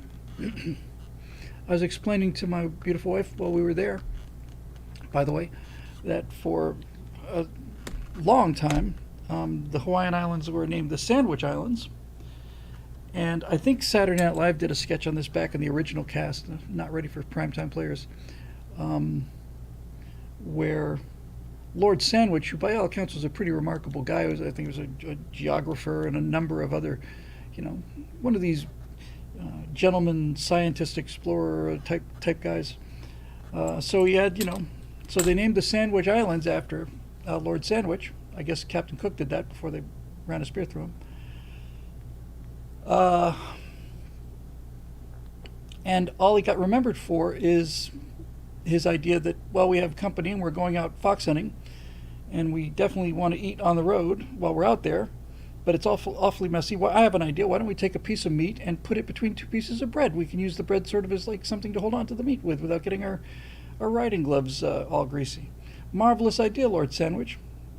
And I thought, well, that's kind of a bummer. Then I also thought, but on the other hand, sandwich is one of the most common words in the English language. So anyway, there's that. So I think they would have had to give up their whole. Well, you got to remember too, when they made this decision, Guy, you had these 13 colonies. There was no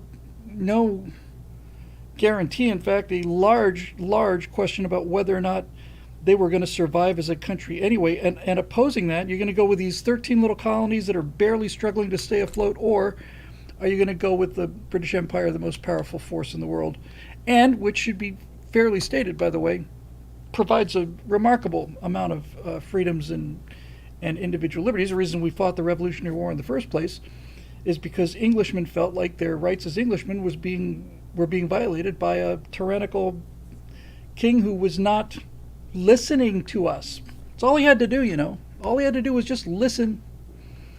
All he had to do was let the colonies have representation in Parliament, and the Revolutionary War could have been avoided for at least a year, because there's no way that this nation is going to be there's no way that this country, especially after the kind of people that came here to settle it, are going to take orders from some guy wearing a wig and a red coat. And that's why the Americans and the Australians have so much in common. We both had the distinct pleasure of being able to shoot at redcoats, which is, fun. That said, though, Anglosphere is a thing, and when you really think about it, United States, Canada, Australia, Great Britain, New Zealand, significant degree India as well. That's a powerful alliance, and a lot of that, and the dominance of English, is due to the fact that I know it's the first time in human history where one world power gave way to its successor, and the successor spoke the same language and had basically the same values. Spanish have seniority or have supremacy and ceded to the French, and then the French ceded to the British or whatever. Entire change of staff there and everything. But in the case of the British Empire and then the American Republic, you've got 300 years now of the dominant power of the world being English speaking, and that's kind of remarkable, actually. There's a Steve Young. Let me see if he has another one.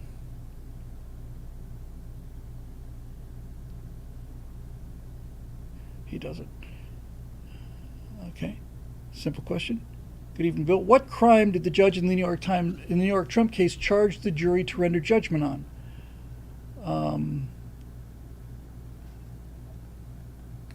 These were, my understanding is that these are essentially misdemeanors, and to say that they were trumped up charges is to not overstate the point. What I think the larger issue here is, I think if I was running the optics of this, these are misdemeanor charges. They appear to be. But even if they find a way to ramp them up into felonies, because I think they tried to turn them into election influencing, I think that's what it was, that these, frankly, I never had the heart to really get into the details of it because I just didn't see any point in it. I knew what it was when I saw it. But I think basically these misdemeanor charges were were considered to be election interference or something to that effect, which cranked him up into felony charges. But if I was handling the optics, I would say, let's just remember that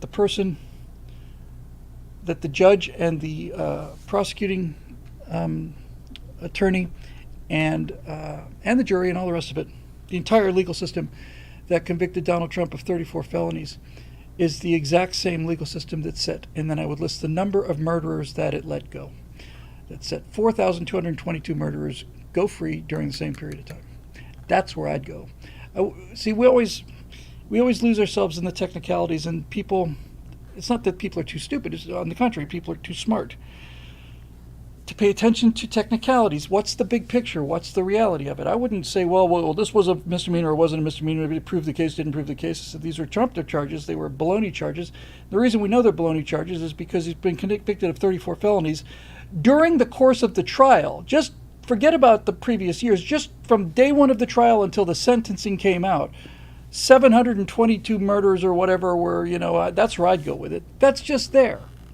That's how many murders, how many rapists, how many assaults, how many armed robberies, how many of those people were either pled down or simply charges dropped against them while they were busy going after this guy for allegedly giving hush money to a guy who ended up stealing millions of dollars from the person who was supposedly paying thousands of dollars or hundreds of thousands of dollars in hush money. You're telling me he's fully aware of exactly what's going on, and the guy who's making the payment stole millions of dollars from him, and Donald Trump just is the kind of guy who's just, if he's stealing a few million here and there, who's going to care? Come on. It's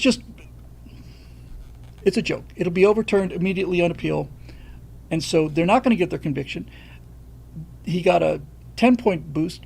There are all kinds of these people do not understand. They're too stupid and they're too emotional to understand that we are not voting for Donald Trump, that we've never been voting for Donald Trump, that we are never, ever consider this. The whole thing is not about we love Trump. The reason that what this is about is we hate what you people are doing to this country, and there is one person only who is rich enough on his own, made his own money to be immune to your corruption, and that's Donald Trump. So we're sticking with him through thick or thin. If he's in prison, I'll vote for him in prison. If he's exiled, I'll vote for him in exile. I'll write his name in if I have to. And if they don't provide me a pen, I'll write his name in blood if that's what it takes. I don't care. He's not the man that they make him out to be. I do not believe he's a criminal. I believe he plays the dirtiest game. I'm not saying he plays the dirtiest game. He plays in the dirtiest game in the world, which is New York real estate. And that he plays it on the edge, but I've never seen anything the man has done that is criminal in intent, and I vote for him with a completely clear conscience. Would I like it better if he didn't take so many shots at guys like Ron DeSantis? Yes. Would I like it better if somebody took his Twitter account away, like give it to his daughter or his son or something like that? Yes, I'd like that a lot. But those are peccadillos. Those are itty-bitty little things. I'm voting for him, and I have heard a number of people say that there are people who said, I've never voted in any election ever, or I'm a lifelong Democrat, or whatever, and I will crawl over broken glass to vote for Trump in this election.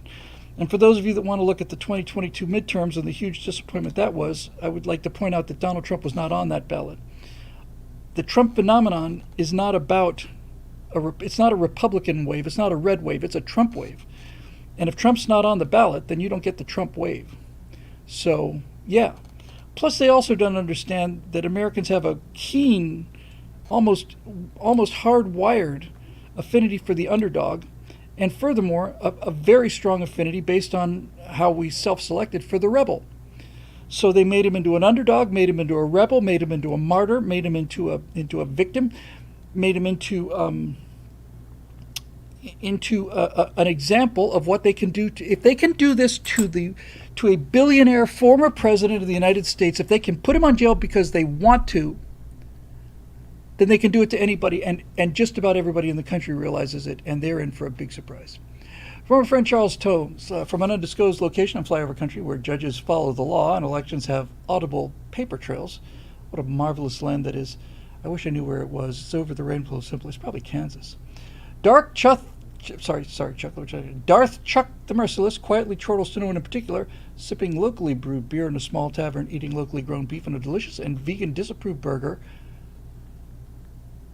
That, my friends, is how you introduce a question. Convicted on 34 counts that Donald just won the election. All we hear is that the undecided voters keep resounding with "That's it, made up my mind, voting for Trump." In a contest for undecided voters, the demon rats keep making mistake after mistake. Never interrupt your enemy when he's making a mistake. Discuss. I think I just did discuss it largely, Charles. I don't read the questions that follow, and several times on the show we end up answering them earlier. I don't know if there's much really to add to that other than I can't think of anything really that I can add to this. I remember when the verdict came in, I was 99% sure, but the first thing I did was go and check, and the one thing I did was to check and see whether or not the Constitution prohibited a felon from becoming president, and they were, as usual, 100% right. Nope, there's not a word in there. You could be a murderer who served his time, and you are not disqualified from the presidency, so screw you guys. Screw you guys. I'm feeling better about it every day. And when you see that he got a bump, 6-point bump, whatever, that they did their worst, and he got a bump, that's great. And let me just say this real quick. I despise Joe Biden, and I've despised him from the first time I saw him. But when they asked him, do you think Donald Trump is a political prisoner? Whatever that question was, when he was walking off the stage and he turns and he smirks back at the crowd like that, I've never wanted to punch somebody so badly in my life. And when I say punch somebody, I mean punch the screen, Secret Service agents. I certainly wouldn't wish any harm on any president of the United States, no matter what their party or politics may be. But from a aesthetic point of view, I was ready to smack a Samsung just about as hard as I possibly could. Ray Juarez. Hi, Bill. Respond to your question last Thursday about Gen Z climbing trees. I think most of the kids born after 2000 didn't climb trees or any other things due to helicopter parents, almost exclusively moms. That's a great point, by the way. Never put those two things together. I'd never put those two things together. That lack of fathers. I knew what lack of fathers did in terms of lack of discipline, but I never realized what fathers do in terms of encouraging risk. Hope that was clear. Becoming the norm. I was born in 99, and we should all have, wow. That's impressive. I was born in 1899. And would still have some freedom. Most kids around me in elementary and middle school had flip phones and didn't keep in contact with their parents beyond having time to be ready to be picked up. We basically, I think our parents shot up a flare if we'd gone for 3 days.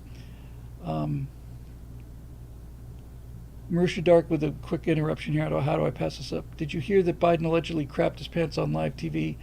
If that's not a metaphor of his entire presidency, I don't know what is.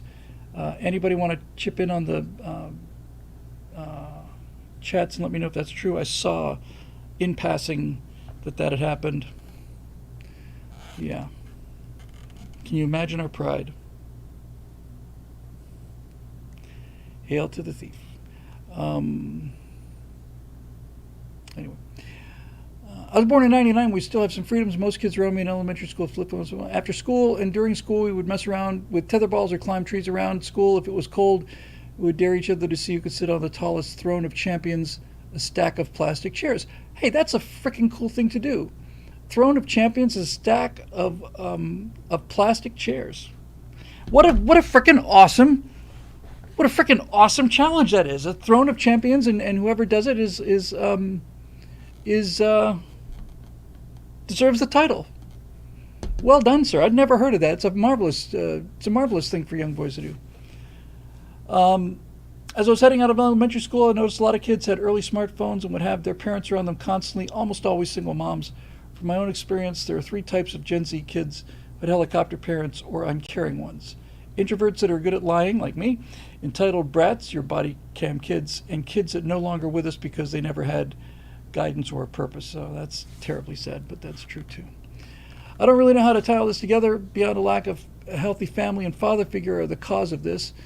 The first group usually found a mentor or father figure in high school, college, or in work. The second and third never got a good one. Love to hear what you think of this, or if I'm wrong or misguided. On the contrary, I think you're spot on. You've been a good mentor for looking at the world with a calibrated critical lens, not rose-tinted or overly negative. Thanks, and tell Natasha hi from the Strata crew. Well, I will definitely do that, and thank you for the kind words. One of the reasons I've been just such a hockey puck since I finished the first draft of the Frank Luke story is I got so far behind writing that 360-page it was 5 scripts. I wrote 5 movies. I got so far behind that there's so many things to do that I can't do any of them. And this, it's like, I think I'll just take a nap. But this trip really helped clear my head in terms of priorities and so on. So I would really like, I know for a certain fact that the Jake character, I'm not entirely sure I like that first name yet. But the father figure in the colonies, I expect, could be a very good father figure for a lot of people. And I kind of hope that, I've mentioned this before, I hope Mace Mattingly becomes that too. I'm going to continue with, obviously I love Mace Mattingly, I'm going to get started on that because Mace Mattingly is a tech demo for the colonies, and I just love Mace Mattingly, love the whole idea. I'm very sad I hadn't touched it in as long as I have, but it's getting over there, getting ready to fire that baby up. So let me see if I can get out of here, and we will see what we can do about that. Okay. So hopefully that got most of it for you. Road Rider, aloha, Bruta. Who am I kidding? Welcome back. You've already gone on and on and on and on and on and on and on. That's just me. But Starship and Starliner, but yay, SpaceX. Stop those leaks, UAL and Starliner, and bring the crew back safely. I've said before I want Starliner to fail. Dear Lord, John Eden, bless your heart. He just comes out of nowhere with this $99 super chat virtually every week. No comment attached, just plain generosity and awesomeness. Thank you very much, John. It means the world to me. Really, truly does. Thank you. Thank you. And the fact that it's not even attached to a question is even more amazing. Thank you very much. I said I don't want it to succeed because if it succeeds, then they will be rewarded, and they don't deserve to be rewarded. Neither Boeing, nor ULA, nor NASA deserves to be rewarded for this. I think the Artemis program is as bad of a joke as the Starliner is. I think the Orion capsule's garbage. I think they should get out of the way. Get out of the way. Get the FAA and NASA out of the way. This safety approval is important. We don't want the Starship to crash into Miami. Well, I'm going to have to think about that. Let me give me a week to mull that one over. But generally speaking, we don't want to crash on people's houses. But that's all. Get the hell out of the way. Get out of the space transportation business. Get out of human space flight. Get back to doing what you're actually very good at doing, and that is getting probes and scientific missions out there, NASA. Boeing, you should give up on space right now and spend every dime you have to immediately, massively inspect, and I mean to the bolt inspect, everything that you've ever sent out of your factory. Immediately give up this idea of parting out these pieces. Get back to a manufacturing excellence and be as transparent about this as possible. Go watch Tylenol, what Tylenol did. Get right in front of it and say, hey, we have suffered a dramatic and catastrophic loss of confidence, and we earned it. So here's what we're doing to fix the problem. We expect it might take 10 or 20 years to gain your confidence back, but we're starting today. Here's what we're doing right now. Boom. Crikey, there's $30 Australian. Thank you very much. Thank you very much. Very kind of you, crikey. That's what I would do. But so I said from the beginning, when I say I don't want it to succeed, I don't want anybody to get hurt. I don't want the astronauts to get hurt, obviously, or anything. But to me, as we record this, they've found, I think, last I heard, 3 helium leaks on the Starliner. It apparently has docked with the space station. and I have not much respect for the space station anymore. The space station was supposed to launch things into the solar system. They went and spent a lot of energy to increase the orbital inclination of the space station to 51 degrees so that the Russians could get to the space station because they have to launch from the north. But now that it's at a 51-degree inclination, they cannot launch out into the ecliptic anymore, so they had to destroy the station in order to save it. That was when I realized, NASA, you're dead to me. You're dead to me. So get out of that business. Do what you do well, and that is supervise probes and let JP. Really, when you get right down to it, by the way, the entire space probe business is not even really NASA. It's the Jet Propulsion Laboratory, and lately it's Johns Hopkins and a couple of other places. Just put prizes out there, NASA. Administer the prizes. Take the money you spent on one launch, scrap Artemis, take the money you spent on one launch and put $2 billion into prizes for a manned landing on the moon so that we have 5 or 6, I'm getting the Roadrunner, I'm not done, 5 or 6 different methods of getting there. That would make me happy. I still maintain that the low-hanging fruit of glory that no one's talking about is a mission to Venus. Venus doesn't even exist. I'm not saying land there. I'm just saying you can get to Venus much faster than you can get to Mars, much easier. You can make an interplanet. By the way, Apollo, there was a plan for an Apollo mission to Venus. An Apollo mission to Venus right after the moon landings. That was the country I grew up in, by gum. All right, let's go back to the question because that was just a lead-in. So anyway, here's his actual question. I'm voting for the outlaw. Me too. But down-ballot races are probably more important. Well, I don't know if anything's more important, but I'm ready to hear you out. Steve Garvey in California. He's got a chance, man, because Californians are smitten by glamour, you know? It's all they really care about. Does he look good? Is he a good-looking guy? Is he somebody I'm famous with? Well, Caledon Stockley tells me I'm telling Neil deGrasse Tyson on you, Bill. I got to do one thing. I got to do a segment on just it's quick. Sorry, Red Rider, be right back on. This is a detour I have to take. Neil deGrasse Tyson said the stupidest thing I've ever heard anybody say ever of any kind of a scientist ever. The stupidest thing I've ever heard in my life, and he's proud of it. If aliens were to come to our solar system, they wouldn't even stop at Earth. It's a puny little rock. They would look at the magnificence of Jupiter, they would look at the rings of Saturn, and then they'd be on their way. That's almost verbatim what this idiot said. I thought, oh, really? A gas giant? Well, that's unusual. I'm sure no one's ever seen clouds before. Why would you possibly want to go to Earth when you can see rings around Saturn and the rings around Jupiter and the rings around Uranus, or Neptune for that matter, and there is a planet that is essentially all rings. But no, we're going to skip the Earth because we want to come and look at Saturn. You know, we're going to skip the coral reefs. We're going to skip the Arctic biomes. We're going to skip the taiga. We're going to skip the deserts. We're going to skip all of the animals on the African veldt. We're going to skip the whales and the dolphins. We're going to skip all of the geological features and the weathering and the erosion and the painted desert. We're going to skip Yosemite. We're going to skip all these things. Oh, and those apes that are wandering around down there, toying around, lighting up the planet at nighttime. That's not worth our time either. We're just going to skip all that so we can go look at a gas giant with rings around it. He actually said that idiot. And he said it because he thought it made him sound smart. Thought he made it sound like Carl Sagan. Because Sagan was on that. We're just a pale blue dot kind of thing. We're just a speck in the universe. Come on. Really?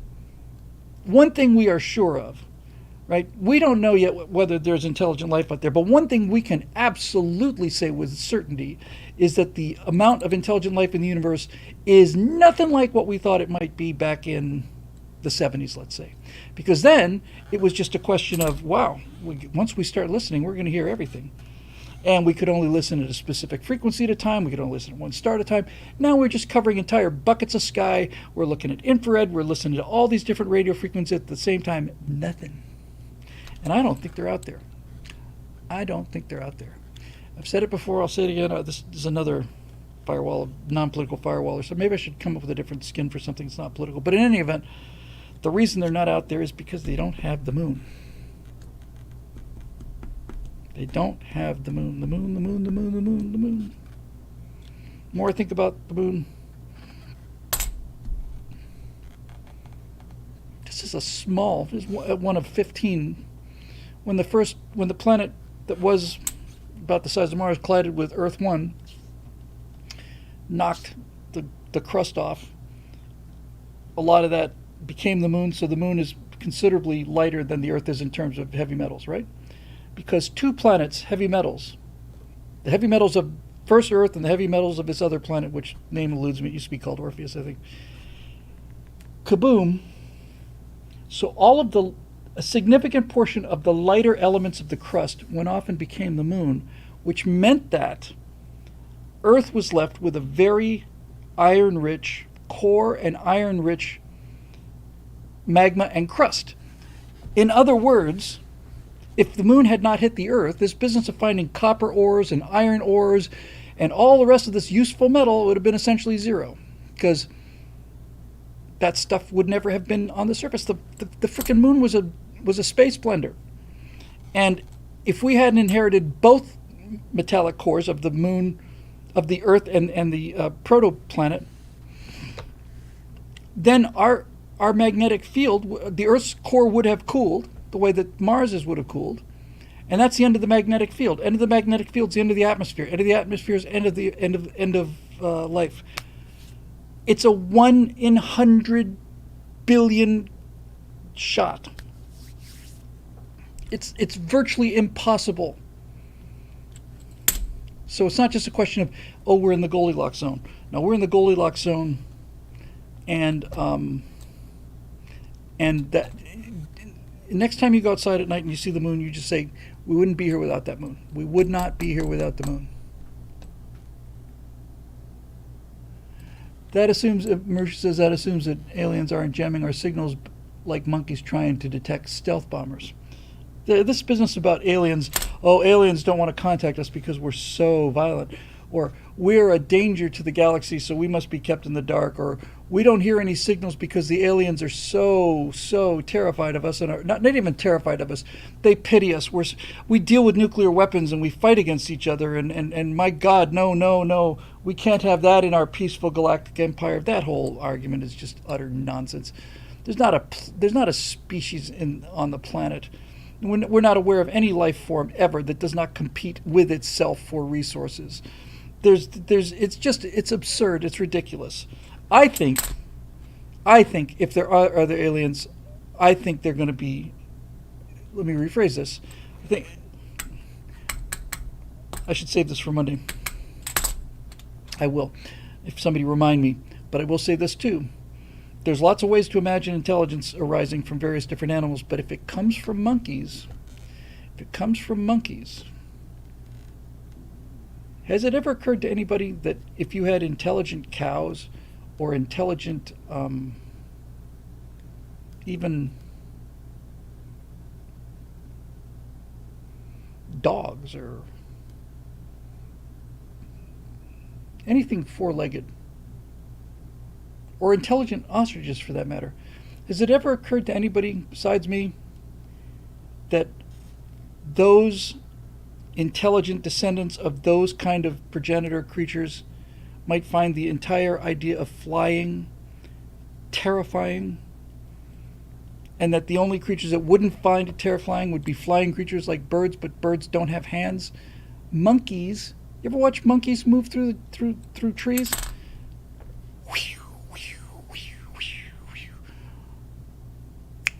We're doing parabolic calculations in real time with high stakes. We love the sense of weightlessness. We love it. We love being weightless so much that we pay real money to get on metal machines that go spinning around and up and down, just so we can just feel for that minute, just that instant. That one instant when we're like leaping from one branch to another. Those are creatures that like to fly. Those are creatures that build flying machines. Those are creatures that build spaceships and rockets. The idea that other animals would be as comfortable with weightlessness and flight as we are because of our arboreal ancestors is an assumption that another huge assumption that these big brains never seem to ever consider. Yeah. Why isn't there any other intelligent life out there, or technological life? Maybe they're just happy sitting on the ground and whistling to each other, Maybe this idea of flying around in space, doesn't appeal to them. Maybe they don't have these things. These are handy. These things are handy. You don't need these necessarily for intelligence, although there's very strong evidence from an evolutionary biology point of view that the brain and the hand were and continue to be, well, although recent 20 years or so is the evolution continues, but up until the age of the device, the brain and the hand were in an evolutionary feedback cycle. The more complex work we would do with stone tools required we'd burn more neurons into our brains. It made our brains bigger and made our brains more capable of doing calculations, and that allowed us to do finer work, which made our brains even bigger. Hands and the brains evolved together. If you look at a map of the brain in terms of what it allocates resources to, virtually all of it is, this. So anyway, there you go. Castellan says octopi, folks. Octopi scare me. Here's something interesting you may not know about octopi, Castellan. I don't know if you knew this or not. But octopi are not capable of internally measuring distance. It may seem counterintuitive because they stretch their tentacles out, but what they found was that since there's no rigid system, they are not capable of an octopus can't pick something up and put it in a box because the tentacle doesn't have any way of knowing the angles. Something along those lines. I know 80% of just about everything. I know 100% of nothing. All right, here we go. So back to the questions. And here's his actual question, which I, once again, delayed until now. So here we go at long last, after a mere hour's worth of run-in from our friend Road Rider. I'm voting for the outlaw. But Steve Garvey in California, that's when I went off the rails. Sorry about that. That's what the show should be called, the Off the Rails Show. Senate and congressional races need victories or Trump will end up in the same spot. Lots of executive orders, but little legislation. We need majorities in both houses. I agree, but as I mentioned earlier, number one issue is the absolute gutting and reform of the Justice Department and all of these agencies. Chief executive can do that. Question, what's the best message for our outlaw candidate when it comes to get out the vote for down ballot races? He can't effectively endorse 300 plus candidates. What would Bill Whittle, the virtual candidate, say in pressers about get out the vote?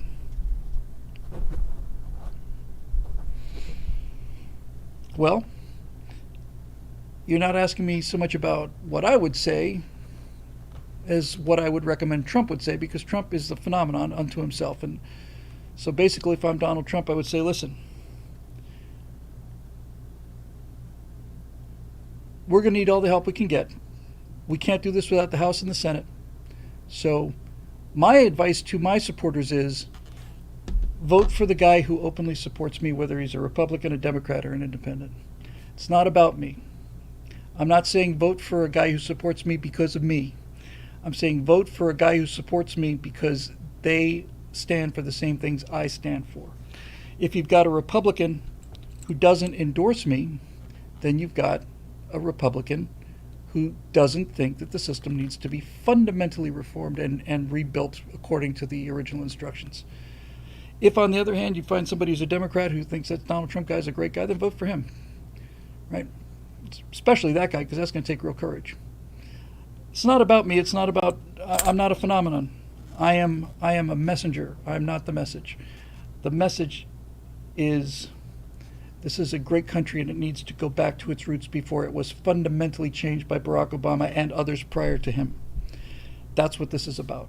So that would be my get out the vote message.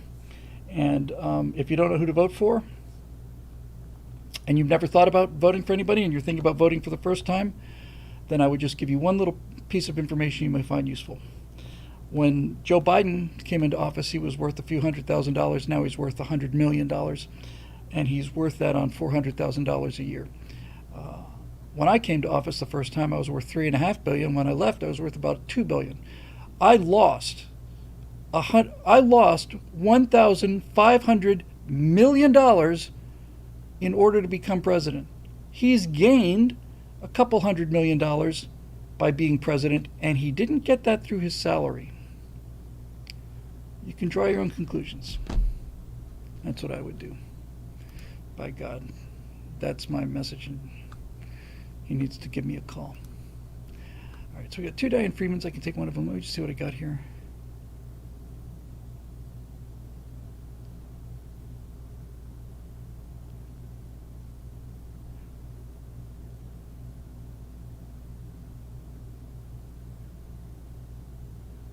Okay, one of them is a very kind words about Empire of Terror, and I'm going to go with the other one just only because I've heard, and I've been so grateful to hear from so many others.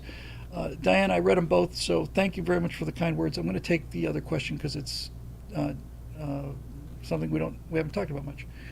There's an image attached. Let me just see what I get here.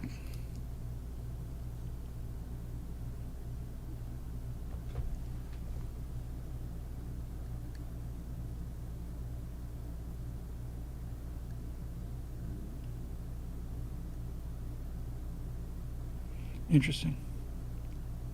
This is interesting. So from Diane Freeman, profoundly interesting question. I've been thinking about the January 6th event and the detainees, and I was looking at things and realized they have attributed the death of 5 police officers to the event. I did some snooping around and discovered that while there was almost 200 police suicide deaths in 2020, ChatGPT does not see a correlation to any of them to the 2020 so-called riots. It says there were no suicides as a result of the mostly people protest, or peaceful, I suppose that should be, throughout all of 2020, which would be the Rodney King riots. But 4 of the 5 deaths were determined to be suicides. Am I insane to draw some inference? I'm not an investigator, but if I could find someone interested, it might be enlightening. And then she sends a picture here of, looks like 4 names, and I'm just reading this. Jeffrey Smith, position Metropolitan Police Department officer, died January 15th, died by suicide.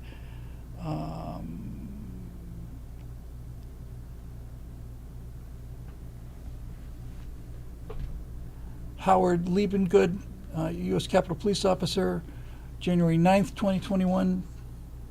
So these are all within, so January 15th, 2021.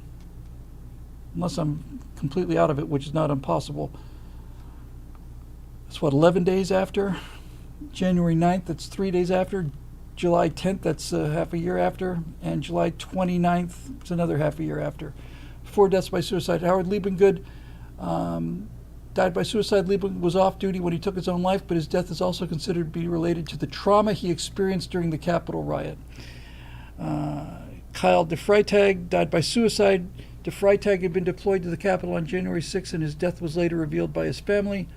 And then Gunther Hashida died by suicide. Hashida was also among the officers who responded to the Capitol attack. So if I understand correctly, what they're saying is these policemen are being listed as a result of the January 6th events, that if there had been no January 6th, these 4 people wouldn't have committed suicide. Well, I'll tell you what my first reaction to this is. My first reaction to this is Road Rider beat me to it. Is this Arkansas? When you have 2 Boeing whistleblowers die of mysterious circumstances in the prime of life shortly after announcing these kind of things, and when the one person who has indisputable evidence that would absolutely destroy Bill Clinton, Hillary Clinton, and possibly the Obamas as well, kills himself in a prison cell during a 13-minute blackout where the video cameras suddenly stop working and then they start working again. I would not have believed this was possible prior to 2020 or 2019, but now I do believe it's possible. I think I was just being naive then, or I hadn't realized how badly the country's changed. If you have 4 police officers who were on or connected to January 6th commit suicide within 2 of them within a few days of the event, and another 2 within 6 months of the event, my inclination is, did they commit suicide because of the trauma? What trauma, by the way? What trauma is the argument? I'm not trying to take anything away from it. If these people actually did commit suicide because of January 6th, I'm not trying to take anything away from them as individuals. I wasn't there. I don't know. I am dealing completely with speculation. So to the families and all the rest of this is not just lip service. This is a recognition that this is a theoretical discussion about actual lives, and actual lives are not theoretical. However, with that said, as speculation and speculation only, if I'm a police officer, I don't see anything particularly traumatic about those events. The people who I think should be traumatized are the ones who were killed, shot and killed, the ones who were who found themselves being arrested and spending 4 years in prison as a result of basically being led into buildings by not even led into buildings, but almost encouraged into buildings. We all know that this whole thing is gigantically fishy.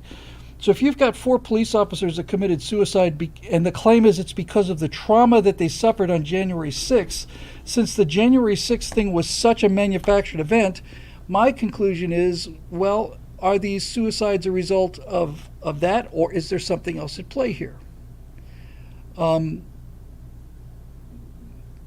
My feeling would be that if you're going to commit suicide as a police officer, you are more likely to do it as a result of the George Floyd riots. That would be traumatic to you. The idea that you are no longer allowed to enforce the law, that you are being told that everything that drove you to this career means that you no longer are allowed to go after bad guys, and if you do, we'll send you to jail. That's what would drive me nuts. So, I don't know. I find the whole thing to be pretty suspicious, and it's a really interesting point, and I'm very glad you raised it. It's a great question. I think it's your first question from you. I hope I didn't get that wrong, but it's a fantastic one, and it's something to look into. Hey, here's a super chat from our friend Lapco92. The only humor I find in the Biden presidency is that a reprehensible man who coveted the office for decades finally got what he wanted at the very point he is incapable of the respect he so desired. I cannot believe you put that beautifully, Lapco. That's been my solace for Biden myself the whole time. I understand that he is not capable of understanding how embarrassing he is, but for a guy who lied and lied and lied for political power, he's going to go down in history as the president who crapped his pants repeatedly eating ice cream cones while the world burned and while he let the country become a banana republic. He is the only president, and I'm including Jimmy Carter and Barack Obama, all of them. I think Joe Biden, when history is written, is going to be the only president that is going to even come close to James Buchanan and might, in fact, exceed him, because Buchanan, basically, his position was, Christ, God, please in heaven, please just let me get out of office before the Civil War starts. Did nothing to stop it, did nothing to prevent it. There's some evidence that if the federal government had acted quickly when secession started in South Carolina, the whole thing might have been able to be called off. There's some much bigger forces at work. I don't know how much there is to that. Although I was in Miami for the Overtown riots, I was in Miami for the Liberty City riots, and I was also in Miami for what looked like a third set of riots. But the second people started to show up on the street and get their rioting on, that third time, Miami-Dade Police Department arrested anybody out on the streets after they put in the curfew, and that riot didn't happen. So who knows? Maybe there's something to that. Okay, here we go. Got an Eric Blake, 2 Eric Blakes. We got a Marusha, we got a Joseph Pomeroy, we got a David Newland. This is going to be tough, but we'll try what we can here. All right, let's see what we got, Eric.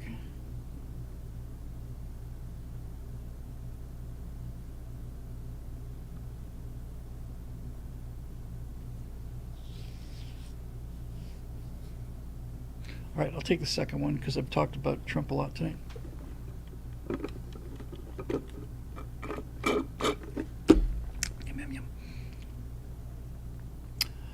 Okay, Bill, you've often brought up the insight of the brilliant insight of the iterated prisoner's dilemma. You know the other player's reputation, and as such a strategy, you must be centered on directly responding to it. Otherwise, you're a sap who will always lose with dignity and frankly deserve to lose. So let's apply that, Bill, to the left's use of AI. Bear with me. Now, before Eric makes his argument, which is always an entertaining thing to see, let me just go over this. Yes, it is a peanut butter and acai smoothie that I had in the fridge, and I snuck a sip of it once I got off the call. So the prisoner's dilemma is a thought experiment, and the prisoner's dilemma basically works like this. Two criminals are arrested for a crime, and they're placed in separate interrogation rooms, and each one of them is given the same deal. If you snitch on the other guy, and he doesn't snitch on you, then you go free. If you don't snitch on the other guy, and he snitches on you, then you go to jail for 20 years. If you both snitch, you go to jail for 10 years, and if neither snitch, you go to jail for 5 years. Something like that. And so this is called the prisoner's dilemma. You hope that if you don't snitch and the other guy doesn't snitch, then you both get off scot-free. That's the best outcome.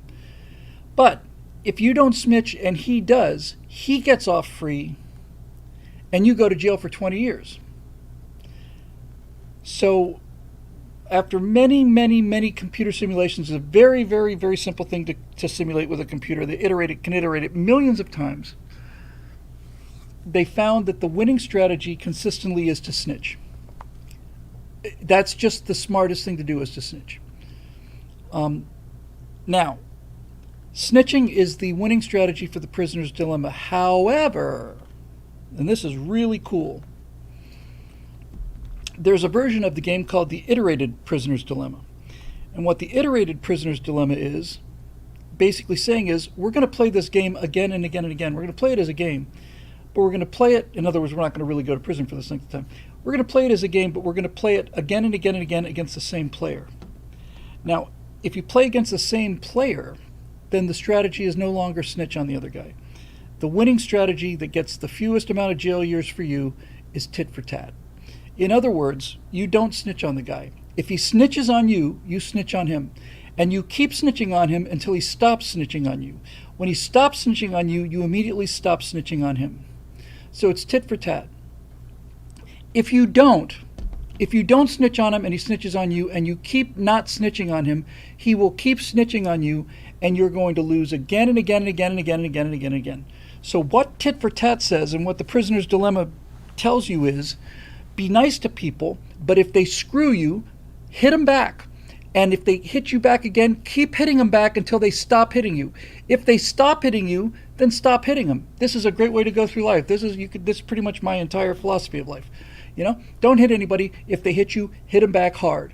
And keep hitting them back until they stop hitting you. And when they stop hitting you, stop hitting them. Boom. Everybody's happy. It's the smart way out. Okay?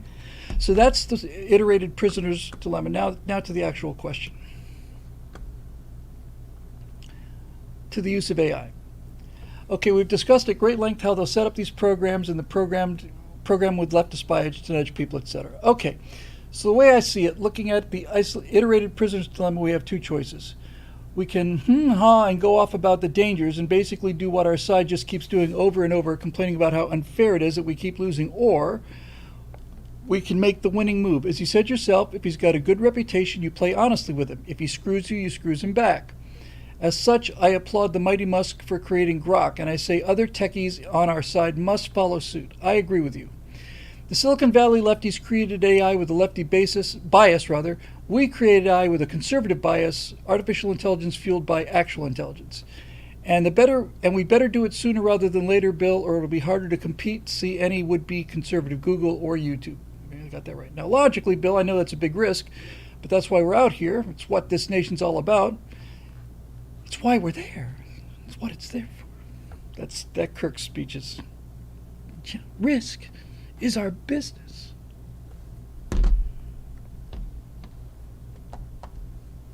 It's just beautiful. It makes me almost cry. That's why we're here. Or that's why it's there. He's talking about the ship. The Enterprise. Now, logically, Bill, I know it's a big risk, but that's what we're out here for, riding into the new frontier, playing the stars and stripes. Risk is our business. What do you say? I say 100% yes, absolutely. When I talk about the dangers of AI, Eric, and all the rest of you, I'm trying to elucidate the dangers, and there's no wishing them away. There's no saying we should stop doing this. Although, we should. What was it?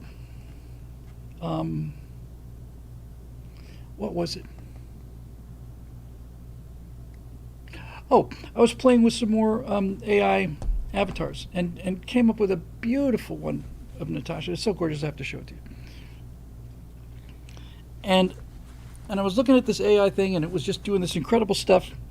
And I said to her, I said, honey, you know, wouldn't it be nice if people could just leave this alone at this stage, you know? Wouldn't it be nice if we could just have YouTube be a place where you could post videos, or Facebook would be a place where you could get in touch with your relatives and share stories, and nobody was trying to use it to completely control the world? Wouldn't that be nice? I've got some fun ones of me here, some new ones, some three-dimensional ones, but I'll show you this.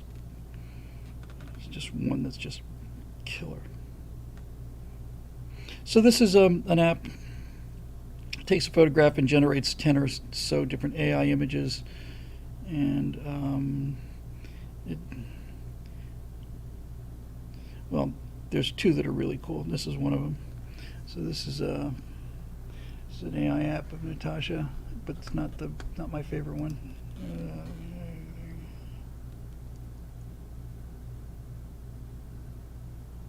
It's kind of cool. But the one that just knocked the wind out of me was this one.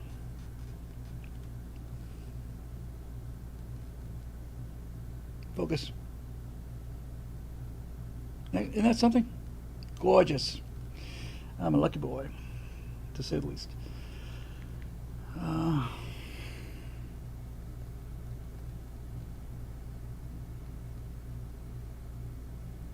on. One moment, please. One moment, please. Just kind of an anime Bill.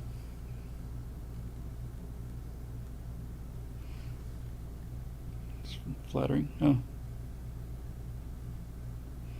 This is me after 4 months in a medically induced coma after the 2020 elections.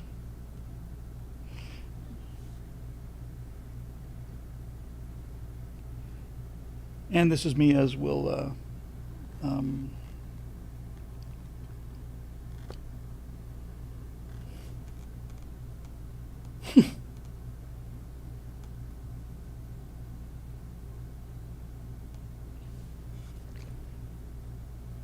never mind. Hang on. Yeah, this is me. This is me at home, casually dressed. This is what I do. I was going to say me as Will Ferrell, but it doesn't really hold up. This is actually not a AI image. This is a snapshot of me. This is generally how I look on the afternoons, on the weekends when I'm sitting at home reading Chaucer by the fireplace. That's what I call that's my casual outfit, which is kind of what I do when I'm writing. Yeah, that's my writing gear.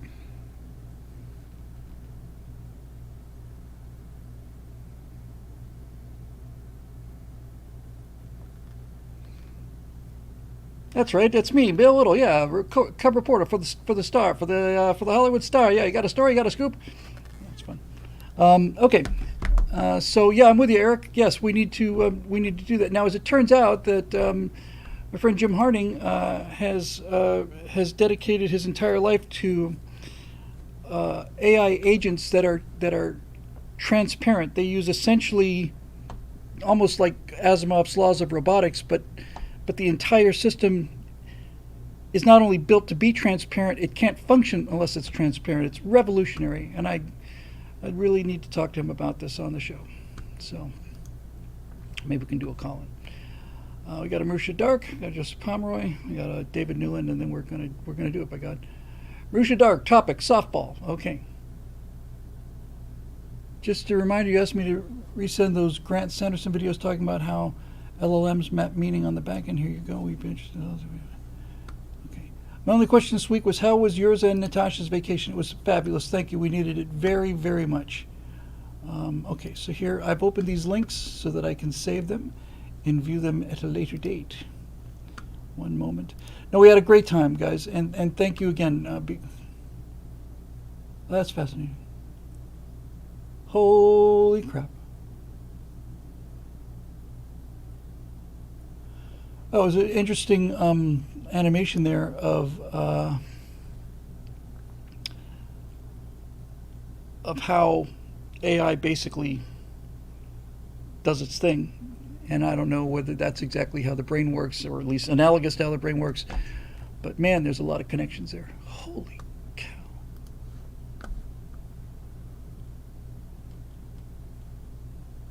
There's just one thing here where it's like a look at, yeah, this is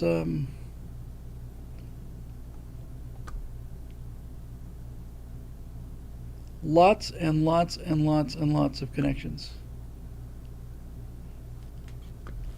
Unfortunately, they're all binary connections instead of analog connections like our brains are. That's why quantum computing will be able to do in an afternoon what the world's fastest supercomputer would need 50 years to do. It's not dealing with ones and zeros. It's dealing with far, far, far greater number of values per byte, I guess, or something. That's a strange text.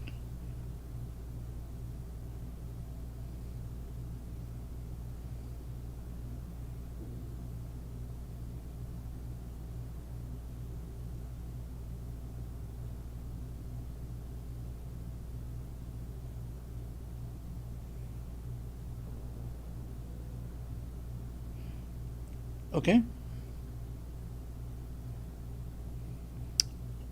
All right. Well, that had nothing to do with anything that I could see. Thank you, Marisha. Thank you for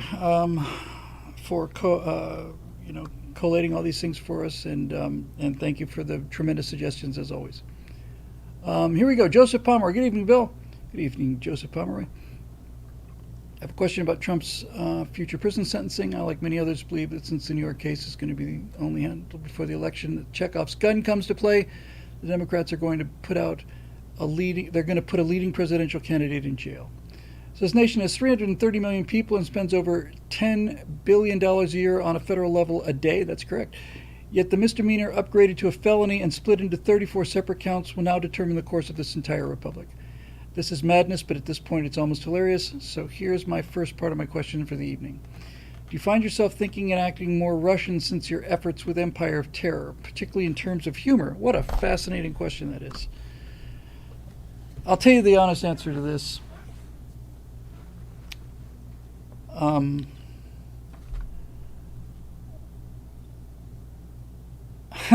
do I put this and stay married?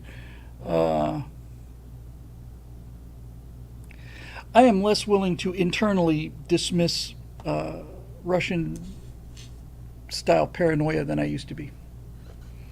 I would never just openly laugh at it, and my wife has been correct about a bunch of things that have nothing to do with politics or paranoia, and I've learned an awful lot from her. But when she first got here, she said, "Oh, Billy, Americans are you're so naive, you know." And I said, "Well, okay. I'd rather be more naive. I'd rather be overly naive than overly cynical." And I still maintain that to be the case. But I'm not as naive as I used to be. So yeah, when I hear things like police suicides or 34 Trump counts, and I no longer have that. And this is the thing that I hate these damn progressives for more than anything. I don't just hate them for what they've done to the country. I hate them for what they've done to my perception of the country. I can't forgive them for that, you know. The idea that I now have to say it used to be a free country. You used to be able to say, putting all these things in the past. That's the thing I despise about them the most. And if I didn't believe that we could fix this in the future, then I would probably not be doing this. So I want to go back to being able to say it's a free country without putting an asterisk next to it. And you say below that, you said, the reason I'm asking this is because I am used to some very dark humor. I am too. I love dark humor. The darker, the better. And in fact, it's not a gigantic illumination here to say that that dark humor is the way that many people handle the genuinely horrifying stuff in life. Let's just read on what you got. I was in the Marines for 5 years. You're still in the Marines, sir. And spent time in stressful places, to put it mildly. I also worked 2 years as a tower climber at heights up to 400 feet in the winter while in New England. Good Lord, man. Now I work with robotics, and the robot I am moving daily, weighs 6.5 tons, and has a freezer on it that is 80 degrees below 0 centigrade or 112 below in freedom units. Bless you. I love you. You're such a good man. I'm putting my experience out there because I can't help but find this entire sham with Trump hilarious. I'm beginning to find it hilarious, too. I have to tell you, during this entire trial, by the way, I was never worried about the outcome. This never worried me. I always knew what it was. I always knew he was going to be found guilty. I always felt like this is not going to do what they want it to do. So that's why I didn't pay any attention to the trial. I already knew the outcome and I didn't care. Anyway, after the conviction, I knew the gun was going to go off. Now that the GA election case is paused, it's got to go off so as before. Now that we're acting like a bunch of Soviets, is there a way that we can build culture in the suffering by our storytelling and humor? Well, I don't want to get to the point where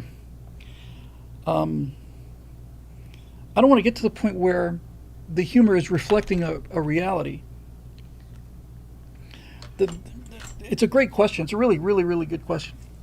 But the Soviet and the Russian sense of humor comes from a place of helplessness. That's the word I'm looking for. They joke about things because they know there's nothing they can do about it other than joke about it. And I don't want to get to a place where it's about helplessness. I want to get to a place of mockery. Mockery is our strongest weapon. It's the strongest weapon that humans have against tyranny and authoritarianism is mockery, is laughing at it.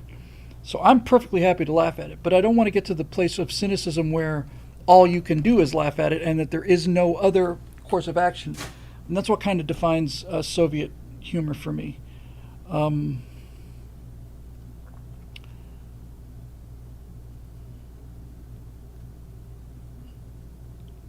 I mean, there's a number of different examples. I'll use one that I haven't told too many times. I told it in I think I told it during the Cold War. Yeah. This babushka goes to Leonid Brezhnev's office in the Kremlin, and she demands to see the General Secretary of the Communist Party. And needless to say, she's told, you can't just walk in here and see Comrade Khrushchev. Not Khrushchev, did I say Brezhnev? Comrade Brezhnev, he's a very busy man. She says, I fought in the Great Patriotic War. I lost 3 sons during that battle. I produced, tanks for the motherland, and I demand to see Comrade Brezhnev. I'm a loyal communist, and I demand to see him, and I'm not leaving until I do. So she just sits in the corner and waits there all day, and the day comes, and the end of the day goes, and she goes home, comes back first thing in the morning, sits in the same chair, waits in the hall all day. Finally, after a few days of this, they finally tell Brezhnev, there's this nutty old babushka out there who's been waiting for 3 days to talk to you, and she said she was in the Great Patriotic War, and she wants to speak with you. And Brezhnev says, well, I'm happy to talk with a comrade who's made those kind of sacrifices for the homeland. So finally Brezhnev comes out and speaks to the old woman, and she says, I have one question for you, Comrade Brezhnev. And he says, yes, comrade, what is it? I'm happy to answer for you. And she says, was communism invented by politicians or by scientists? And Brezhnev says, well, by politicians, of course. And the woman says, I knew it! If it had been invented by scientists, they would have tried it out on rats first. That's typical Russian humor, but it's also, it's not the same as making fun of a president, because if you make fun of the reason you make fun of a president is because you can bring down a president. You can mock him out of office, or you can, at the very least, blow off steam, but he's leaving, So to answer your question, I'm less cynical. I mean, I'm more cynical. I'm not more cynical so much as it's a tough line to draw. I'm less naive. I really think that's a better way of putting it. From Lapco 92, real quick, dark humor. My favorite political leaders were so courteous. Yeah. You can't say that there was no one who was brave enough to set an example. For God's sake, I mean, he showed us all the way. It's not like we didn't have a messenger.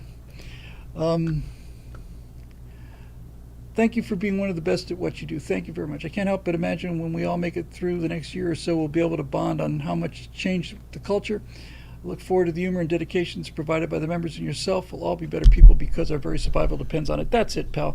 Our survival depends on each other. I say this again and again. It's a good way to end. We got one more question, but honestly, remember this, folks. They cannot win this fight. They cannot win the fight through force. They can only make us surrender. That's right. Everything they're doing is designed to make us crazy. It's designed to make us overreact. It's designed to make us paranoid. It's designed to make us hate our countrymen. It's designed to make us believe that it's the end of the line, that the republic is over, that the cheating can never be overcome. That's the entire purpose. They cannot beat us. They have to make us surrender. And if we don't surrender, then we win. Now, that means if we don't surrender ever, and that means fight forever, yes, it's not a pleasure. It'd be nice to be able to sit back and just sit on the couch and just watch some football and have the progressive rust just go away. But that's just not the deal. It's not how it works. Rust never sleeps. Entropy never sleeps. We got to fight them all the time. But as long as we're willing to get up and fight them every day, then they lose, period. That's it. That should give you great hope and comfort. It gives me great hope and comfort. We're better people because our survival depends on it. We must train our lizard brains to take over in these crazy times and be sure that the lizard knows how to be a happy warrior as well as a smartass. Yes, a happy warrior. Happy warrior is the answer. It is the answer. That's the secret. And to some degree, that was clearly Reagan. Reagan was the definitive happy warrior. But there is a happy warrior quality to Trump. I wouldn't say he's a happy warrior, but he's, I actually come to think of it, I think I will say that. I mean, Trump obviously can get upset about things, but generally when you watch him riffing, he's just kind of like, what a bunch of boobs, what a bunch of douches that we're up against, What a jackass, what a loser. There's something about him that's got this kind of, really? This? We have a super chat here from Lepko again. For good Soviet jokes, I heard of a movie called 123. I'll pick you up at 6:30 sharp because the 7 o'clock train to Moscow leaves promptly at 8:15. Okay. I've still got it. I'm so sorry. This is getting to be a bad joke. Part of me wants to never ever watch the movie now just so we can continue to get the super chats. See, this is my secret strategy, Lepko. Thank you very much for that. It's that was a fun question. Kind words, Joseph. Pomeroy Joe. All right, last one, and then we did it again. We got through all of them. David Newland. Hi, Bill. I agree with you that there's little need for the Department of Education, but it would be useful to have it with one singular person, ensuring every school in the country teaches a proper standardized class in American civics. What say you? I think that the question, the problem is, how do I put this? That the failure is built into the design. In other words, I would agree it'd be great to have a standardized class in American civics. The problem with the Department of Education is it's what does the standardizing, and they're not on our side.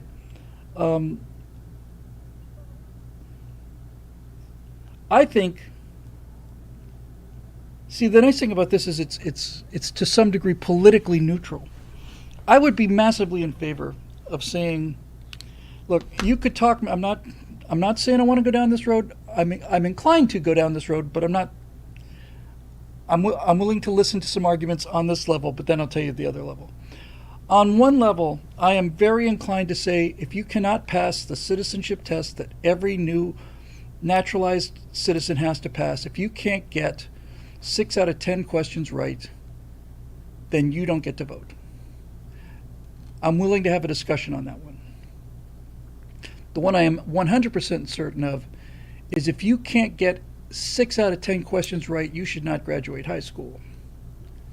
That one I'm utterly in bed with. And because you can just we're not taking away your right to vote, we're just taking away your ability to graduate on time. There's something like 100 questions. They ask you 10, you have to get 6 right. I think that's very generous. Natasha did not take the citizenship test, the written test, until she could get 100 out of 100. Until we could go through every single question. She could get every single question right, and not just get it right, understand it. That's the same way she treated her driving test as well.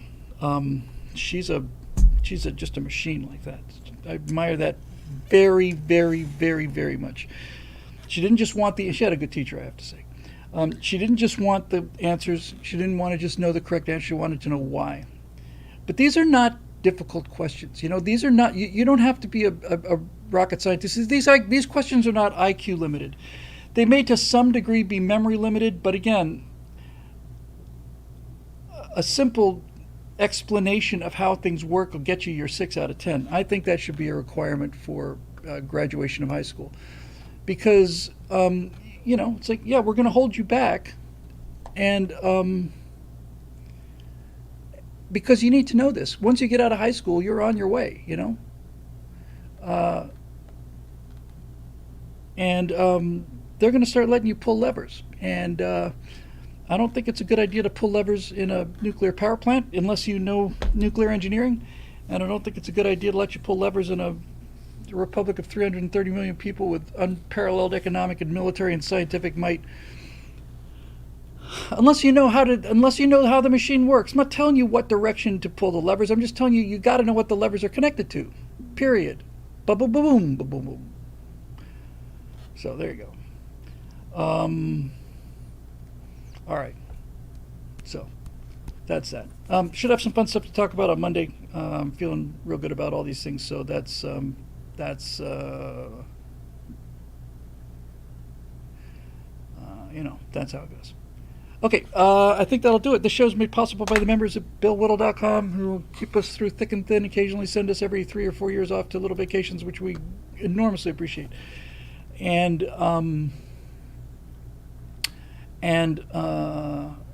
for that, we are obviously very grateful, as well as for the continuing memberships. And I'm speaking for Steve and Scott as well. So, on behalf of all of us, did I miss something? No. 1 minute to go. It's a 9 o'clock. Maybe is it like 9 o'clock? We're actual recording for 2 hours 40 minutes, and I don't see anything. No, we're well short of 3 hours. We're at 2:40. We didn't start till like 20 after or something. So we're not doing our 3-hour show tonight. We're only doing 2 hours and 40 minutes, 41 minutes now of free content. I know it's not worth free, but nevertheless, you're the ones who are here with me, so you're stuck with it. All right, that'll do it. Feeling much, much better, much more motivated, happy to be back. Very grateful to the kind people in Hawaii and all the lessons I learned and all the things I learned from you guys as well. So I think that will do it for the edition of the Stress Free Lounge. Again, made possible by members at BillWhittle.com. If I, I don't know if I do. I am going to go. What the heck am I going to do here? If I go to my regular, I'm just going to quit the recording here, because if I go to the outro thing, it's going to play the Jim Varney clip again. So we'll see you on Monday night for the Stratosphere Studio. Take care. Bye-bye. Okay, that's all you get. We're done. You're dead to me. YouTube, on the other hand, I do have put in a separate place, so I can just go with the exit screen. We'll see you Monday. Should have some fun stuff to talk about then on the Stratosphere Studio. Thanks for joining us, and we'll see you around.